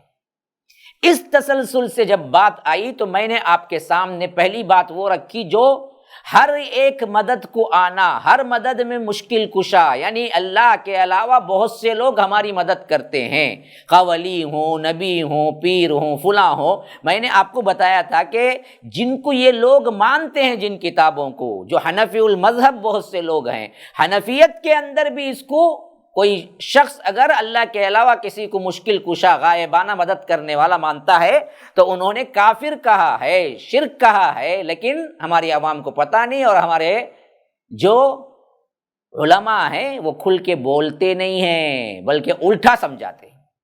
پھر بات اسی سے نکلی، مشکل کشا حاجت روا سمجھنا غلط ہے، اللہ ہی ایک مشکل کشا ہے۔ پھر اس کے بعد میں نے سمجھایا عالم الغیب، یہ بھی علم رکھتے ہیں، یہ بھی غیب جانتے ہیں، یہ بھی کرتے ہیں، ولیوں کو عالم الغیب مانتے ہیں، بعض کیا ہے اللہ کے رسول کو مانتے ہیں۔ تو حنفیت کے مطابق میں نے کتابوں سے دلائل دے کے آپ کو سمجھایا کہ وہ خود کیا ہیں، امام ابو حنیفہ کے نزدیک کافر ہیں۔ اپنی کتابوں کو کم از کم مانو، وہ بھی نہیں۔ تو اس طرح کا یہ شرک بھی ہمارے اندر بہت ہی شدت کے ساتھ پایا جاتا ہے، بلکہ غلط سمجھا جاتا ہے۔ کوئی اگر غیر اللہ کو، اللہ کے رسول صلی اللہ علیہ وسلم کو عالم الغیب نہ مانے تو اسے گستاخ رسول کہا جاتا ہے، جبکہ سب سے بڑے گستاخ تو جو مانتا ہے وہ ہے جو اللہ کا گستاخ بنتا ہے۔ اللہ کے رسول صلی اللہ علیہ وسلم صاف انکار کر دیا، میں عالم الغیب نہیں ہوں، حدیث میں بھی انکار کیا، قرآن میں بھی اللہ تبارک و تعالیٰ نے ان سے کہلوایا قل لا اعلم الغیب، صاف کہہ دیجئے کہ میں عالم الغیب نہیں ہوں۔ اور اسی طرح اس باتوں کو میں آپ کے سامنے ذکر کرتے ہوئے شرک کی خطرناکی پر موضوع بحث بنا معاملہ، اور اس عنوان پر میں نے وہ آیات اکٹھی کر کے آپ کے سامنے رکھی جس میں اللہ تبارک و تعالیٰ نے شرک کی مذمت کیا ہے۔ اس طرح کا کوئی بھی عقیدہ جو شرک کیا ہے، جو آپ سمجھتے ہیں وہ شرک نہیں ہے، یہ سب چیزیں بھی شرک ہیں۔ غیر اللہ کو پکارنا شرک ہے، خواہ ولی ہو، کا وہ قبر ہو، جھنڈا ہو، بنڈا ہو، جو بھی ہو۔ اسی طرح کوئی بھی اللہ کے علاوہ کسی کے بارے میں خواہ وہ ولی ہو، کوئی بھی ہو، بزرگ ہو، ولی نبی ہو، یہ عقیدہ رکھنا کہ وہ غیب کا علم جانتے ہیں، وہ مدد کو آتے ہیں، یہ تمام عقیدے شرک ہیں۔ تو اگر یہ عقیدے پر کوئی مر گیا، اس کی مغفرت ہی نہیں ہوگی، وہ دائمی جہنمی ہے۔ حرم اللہ علیہ الجنہ، اللہ نے جنت اس پر حرام کر دی، وہ داخل ہی نہیں ہو سکتا، اس کے گناہ ختم ہی نہیں ہوں گے، اس کی سزا ختم ہی نہیں ہوگی۔ یہ خطرناک ترین شرک کی باتیں، عقیدے ہمارے اندر آ گئے۔ تو میں نے بتایا کہ شرک کو اللہ تبارک و تعالی نے کتنی مذمت کیا ہے۔ اب میں جو آیات آپ کے سامنے تلاوت کیا، یہ سورہ انعام سورہ نمبر 6 آیت نمبر 83 سے لے کر 88 تک کے آیات میں نے تلاوت کیا ہے، جس میں سب سے بڑی دلیل یہ ہے کہ یہ اتنا بڑا گناہ ہے، نبی بھی اگر کریں گے تو معاف نہیں ہوگا، اور یہ اتنا بڑا گناہ ہے کہ اللہ تبارک و تعالی نے فرمایا یہ ایک گناہ رکھ کر ہزاروں نیکیاں ہوں، سب کے سب غارت ہو جائیں گے۔ کسی کا بھی، جس کا آپ ترجمہ چاہتے ہیں، آپ جاوید پر اعتماد نہ کیجئے، آپ قرآن اٹھائیے، جس کا تعلق جس زبان سے ہے، سورہ انعام سورہ نمبر 6 آیت نمبر 83 to 88 اٹھا لیجئے، پڑھیے اللہ کیا کہتا ہے۔ وَتِلْكَ حُجَّتُنَا آتَيْنَاهَا إِبْرَاهِيمَ عَلَىٰ قَوْمِهِ نَرْفَعُ دَرَجَاتٍ مَّن نَّشَاءُ إِنَّ رَبَّكَ حَكِيمٌ عَلِيمٌ۔ فرمایا یہ ہماری حجت یعنی دلیل تھی جو ہم نے حضرت ابراہیم کو ان کی قوم کے مقابلے میں دی تھی، ہم جسے چاہتے ہیں مرتبے میں بڑھا دیتے ہیں۔ انبیاء کا سلسلہ شروع ہو رہا ہے، ناموں کا سلسلہ، اللہ تعالیٰ نام گنوا کر یہ کہہ رہا ہے کہ ہم ان انبیاء کو برکت سے نوازا اور جسے چاہے ہم نے مرتبے بڑھایا، اور ان انبیاء کو اپنی اپنی قوم میں حجت بنایا۔ بے شک آپ کا رب بڑا حکمت والا اور علم والا ہے۔ تو نمبر 1 پہلی آیت میں جو آیا نام، وہ نام تھا حضرت ابراہیم کا۔ آپ گنتے جائیں، ان ربک حکیم علیم، اس میں وَتِلْكَ حُجَّتُنَا آتَيْنَاهَا ابراہیم، ابراہیم علیہ السلام کا نام آیا، اور فرمایا کہ ہم ان کے مرتبے بڑھاتے ہیں۔ پھر اس کے بعد فرمایا ان ربک حکیم علیم وَوَهَبْنَا لَهُ إِسْحَاقَ وَيَعْقُوبَ، اسی طرح ہم نے اسحاق اور یعقوب کو بھی ہدایت دی اور مرتبے بڑھایا۔ کُلًّا هَدَيْنَا، اور اس سے پہلے حضرت نوح کو وَنُوحًا هَدَيْنَا، 4واں نام جو ہوا نوح علیہ السلام کا ہوا، ہم نے ہدایت دی، مرتبہ بڑھایا۔ اور ان کی اولاد میں وَمِن ذُرِّيَّتِهِ داؤد، 5واں نام، سلیمان 6، ایوب 7واں، یوسف 8واں، موسیٰ 9واں، وہارون 10واں۔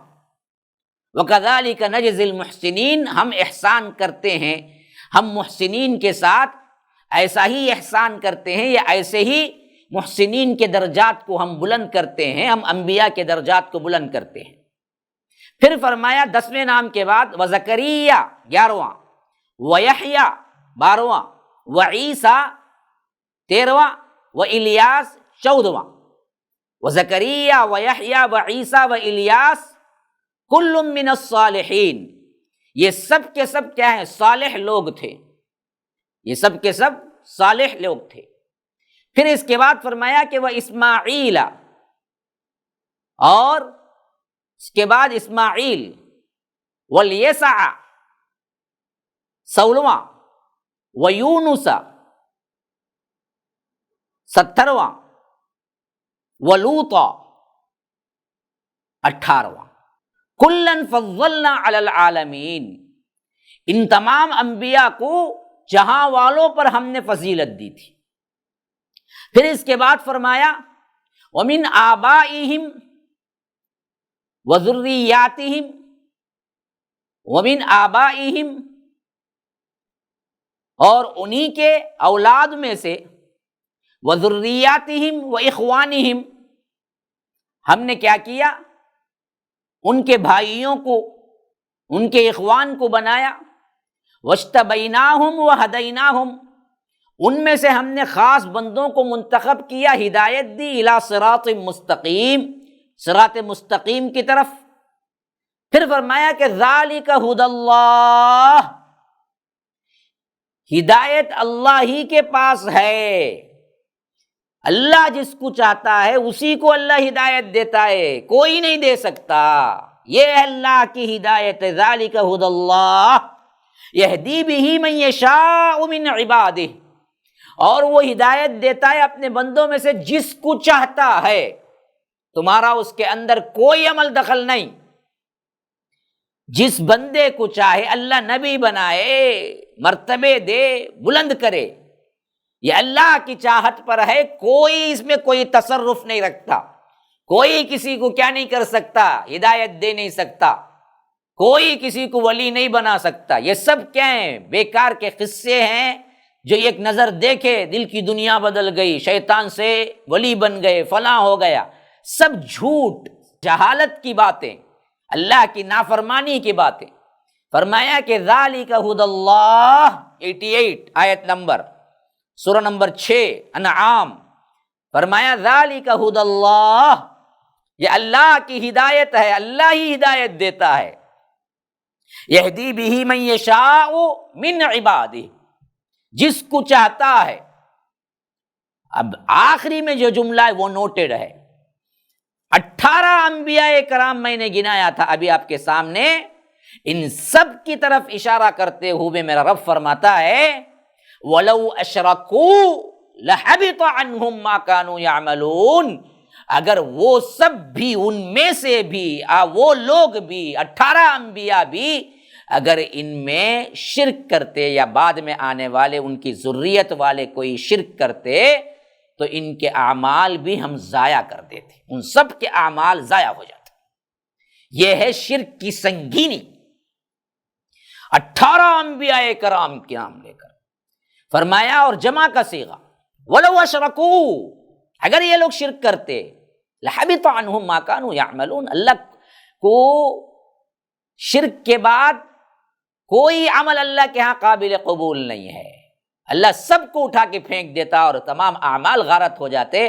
18 انبیاء کے نام لے کے جب یہ کہہ رہا ہے ہمارا تمہارا شمار کس میں، کون ولی آئے گا درمیان میں، تو مشرک نہ بنو، مسلمانوں یاد رکھو، شرک کا ایک کام نہ کرو۔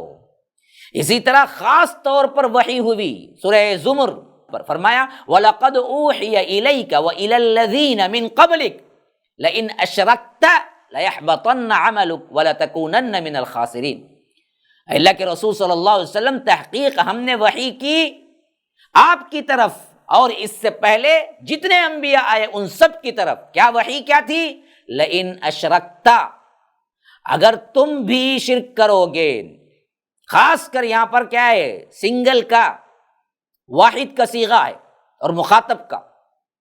لَئِنْ أَشْرَكْتَ، اگر آپ بھی کریں گے، لَيَحْبَطَنَّ عَمَلُكَ، ضرور بھی ضرور آپ کے عمل غارت ہو جائیں گے، وَلَتَكُونَنَّ مِنَ الْخَاسِرِينَ، اور آپ خسارہ اٹھانے والوں میں سے ہو جائیں گے، نقصان اٹھانے والوں میں سے ہو جائیں گے۔ اللہ اکبر، اللہ اکبر، اللہ اکبر، اللہ محفظنا من۔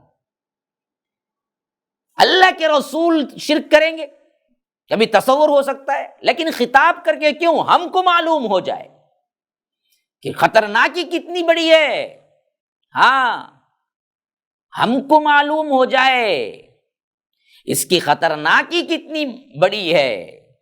کوئی بھی کرے بخشا نہیں جائے گا، اسے درگزر نہیں کرے گا رب۔ اس لیے فرمایا سورہ حج میں سورہ نمبر 22 آیت نمبر 31 میں وَمَن يُشْرِكْ بِاللَّهِ فَكَأَنَّمَا خَرَّ مِنَ السَّمَاءِ فَتَخْطَفُهُ الطَّيْرُ أَوْ تَهْوِي بِهِ الرِّيحُ فِي مَكَانٍ سَحِيقٍ، جو شخص کسی کو اللہ کے ساتھ شریک کرتا ہے وہ گویا ایسا ہے جیسے آسمان سے گر پڑے اور اس کو پرندے اچک لے جائیں یا کسی دور دراز علاقے میں اس کو پھینک دیا جائے۔ اسی لیے ابراہیم علیہ السلام نے جب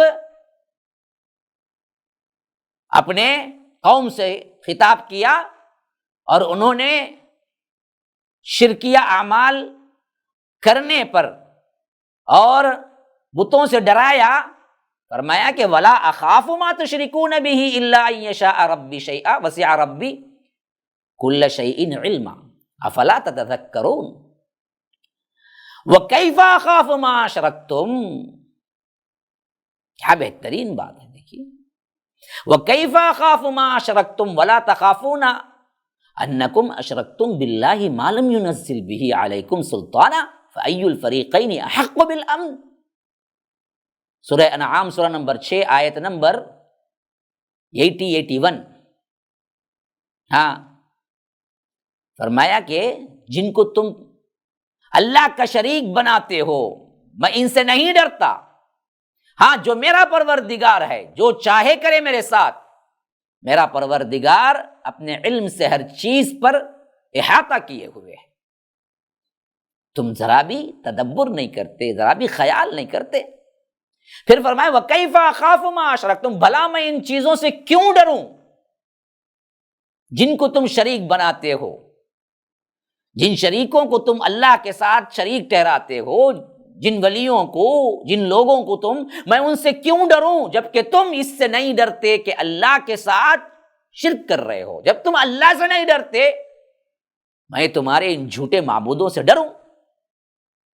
کیا توحید کی عظمت ہے، دیکھیے، ارے بدبختوں ان اولیاء سے ڈرتے ہو، ان کی لجت ہو جائے گی، فلاں فاتحہ نہیں دلائے تو بیمار پڑ جائیں گے، لیکن اللہ سے ایسے ڈرتے تو تم متقی بن جاتے۔ اللہ کا ڈر نہیں، جو اللہ کے بندے ہیں ان سے ڈرتے ہو۔ تو حضرت ابراہیم علیہ السلام نے یہ کہا کہ میں کیوں ڈروں ان سے، تم لوگ بدبخت اللہ سے نہیں ڈرتے، ان جھوٹے معبودوں سے میں ڈروں؟ میں نہیں ڈرتا، میں کیوں ڈروں ان سے جبکہ تم نہیں ڈرتے اللہ کے ساتھ شریک بناتے ہوئے، جس کی اس نے کوئی دلیل نازل نہیں کی، کوئی دلیل نازل نہیں کی، کسی کے لیے نازل نہیں کی، اگر ہے تو بتاؤ۔ اسی واسطے فرمایا مالم ينزل به علیکم سلطانہ۔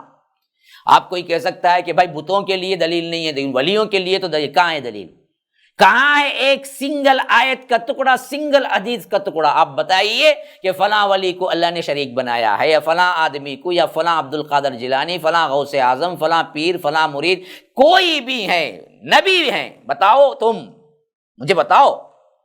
دیکھو یہ آیت، یہ حدیث ہے جو دلیل ہے کہ اللہ نے شریک بنایا، بتاؤ۔ بیکار کی باتیں، قصے کہانیاں نہیں، سیدھی سیدھی بات، پوائنٹ پہ آؤ، اصولی بات کرو، دلیل سے بات کرو، کیونکہ باطل فرقوں کا سب سے بڑا سلوک یہ ہوتا ہے کہ ان کے پاس دلائل نہیں، گالیوں کے انبار ہوتے ہیں۔ یاد رکھو، گالی وہی دیتا ہے جس کے پاس دلیل نہیں ہوتی۔ اسی واسطے مشرکین مکہ نے کیا کیا؟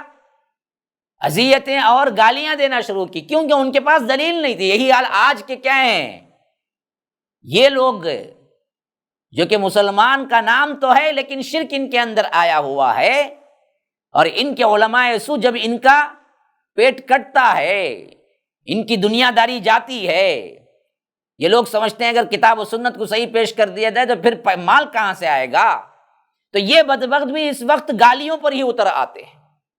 ہاں، ابھی میں دیکھ رہا تھا ایک گروپ میں مجھے ایڈ کیا گیا، اور گروپ کا نام کیا ہے معلوم ہے؟ اہل حدیث کی جگہ اس نے کیا کیا ہے، حدیث کا مذاق اڑاتے ہوئے اہل حگیث لکھا ہے۔ حگیث جو پیمپر استعمال ہوتا ہے بچے کے لیے، گروپ کا نام ہے اہل حگیث۔ بدبخت کو معلوم نہیں ہے، بیوقوف، تو دراصل حدیث کا مذاق اڑا رہا ہے، اللہ کے رسول کا مذاق اڑا رہا ہے۔ ہاں، تو ہمارا مذاق نہیں اڑا رہا ہے، اللہ کے رسول کا حدیث کا مذاق اڑا رہا ہے. جو حدیث کا مذاق اڑائے وہ گستاخ رسول ہے. جو گستاخ رسول ہے اسے دنیا میں بھی جینے کا حق نہیں ہے. یہ سمجھ رہا ہے کہ ہم بہت اچھا کام کر رہے ہیں، کرو، جاؤ شرک میں، لیکن بولنا ہمارا کام ہے. تو یاد رکھیے ایسے بدبخت بہت سے ہیں، لیکن شرک کی خطرناکی اتنی بڑی ہے کہ ہم اس پر خاموش نہیں رہ سکتے، اس کو بتانا پڑے گا. حضرت نوح جیسی شخصیت جن کے بارے میں خود رب نے فرمایا انہ کان عبدا شکورا، کہ یہ میرے بندہ وہ بندہ ہے جو بڑا شکر گزار بندہ. 950 سال تبلیغ کی، پتہ ہے قرآن میں رب العالمین فرماتا ہے لقد ارسلنا نوحا الى قومه فلبث فیہم 1000 سنة الا 50 عاما. ہم نے نوح کو ان کی قوم کی طرف بھیجا علیہ السلام، وہ تبلیغ کرتے رہے، دعوت دیتے رہے 50 کم 1000 سال. پوری زندگی تو اس سے بڑھ کر ہے. یہاں پوری زندگی نہیں بتائی گئی، بلکہ صرف یہ بتایا گیا کہ ان کی دعوت کی عمر وہ 50 کم 1000 سال. اور اتنا روئے رب کے ڈر سے. تفسیر ابن کثیر کی روایت کے مطابق ان کے آنکھوں کے ساتھ جو گوشت تھا اس میں لکیریں پڑ گئی تھی، پانی گرنے سے، جیسے پتھر پہ قطرہ ٹپکتے پتھر پہ نشان ہو جاتا ہے، ویسے کیا ہے ان کے گال پر 2 لکیریں پڑ گئی تھی جس سے پانی بہ کے کیا ہے، اسی واسطے ان کا نام ہی نوح پڑ گیا. نوحہ رونے والے کو بولتے ہیں، رونے کو بولتے ہیں. نوحہ کرنے سے اللہ کے رسول نے منع کیا، میت پر جو روتے ہیں نا وہ نوحہ ہے. تو اللہ تبارک و تعالی کے اتنے معزز پیغمبر اور دنیا کے سب سے پہلے رسول، اس سے پہلے نبی تھے، حضرت آدم نبی تھے، رسول نے شریعت دے کر جس کو اللہ تبارک و تعالی بھیجا، پہلے رسول ہیں، حدیث کے مطابق پہلے رسول ہیں. اتنے محبوب کہ اللہ خود کہہ رہا ہے کہ عبدن شکورا. لیکن وہ آیات آپ پڑھ لیں جو اللہ تبارک و تعالی نے ان کے بیٹے کے واقعے کے سلسلے میں اللہ تبارک و تعالی نے اتارا ہے. جب قوم کی گمراہی حد سے بڑھ گئی تو اللہ نے انہیں فرمایا کہ تم کشتی تیار کرو.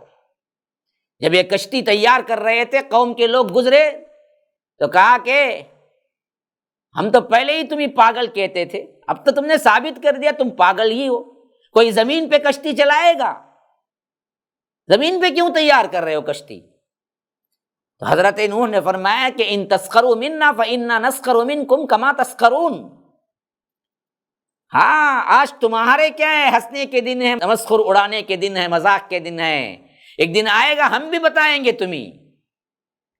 پھر اس کے بعد اللہ تبارک و تعالی نے نشانی قرار دیا کہ دیکھو اے جیسے ہی میرا عذاب شروع ہوگا تم کشتی میں ایمان والوں کو سوار کر کے چل نکلنا.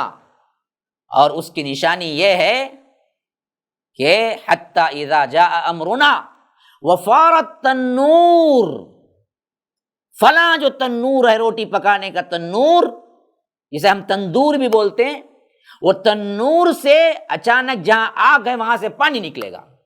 وفارت تنور، تو کیا کرنا؟ قل نحمل فیہا من کل زوجین اثنین، ہر جوڑے کو جو اس وقت بس رہا تھا زمین کے اندر، جتنے جانور چرند پرند جو بھی تھے سب کے ایک ایک جوڑے کو سوار کر لینا اور اہل ایمان کو سوار کر لینا اور چل نکلنا. وَأَهْلَكَ إِلَّا مَنْ سَبَقَ عَلَيْهِ الْقَوْلُ وَمَنْ آمَنَ وَمَا آمَنَ مَعَهُ إِلَّا قَلِيلٌ. اس وقت حضرت نوح علیہ السلام کے ساتھ بہت کم لوگ ہی اسلام قبول کیے تھے، کشتی میں آئے تھے. تفسیر جلالین کے مطابق 80 لوگ تھے بس. پھر آگے کیا ہوا؟ یہ واقعہ بہت اہمیت رکھنے والا ہے کیونکہ ہمارا وقت ہوا چاہتا ہے.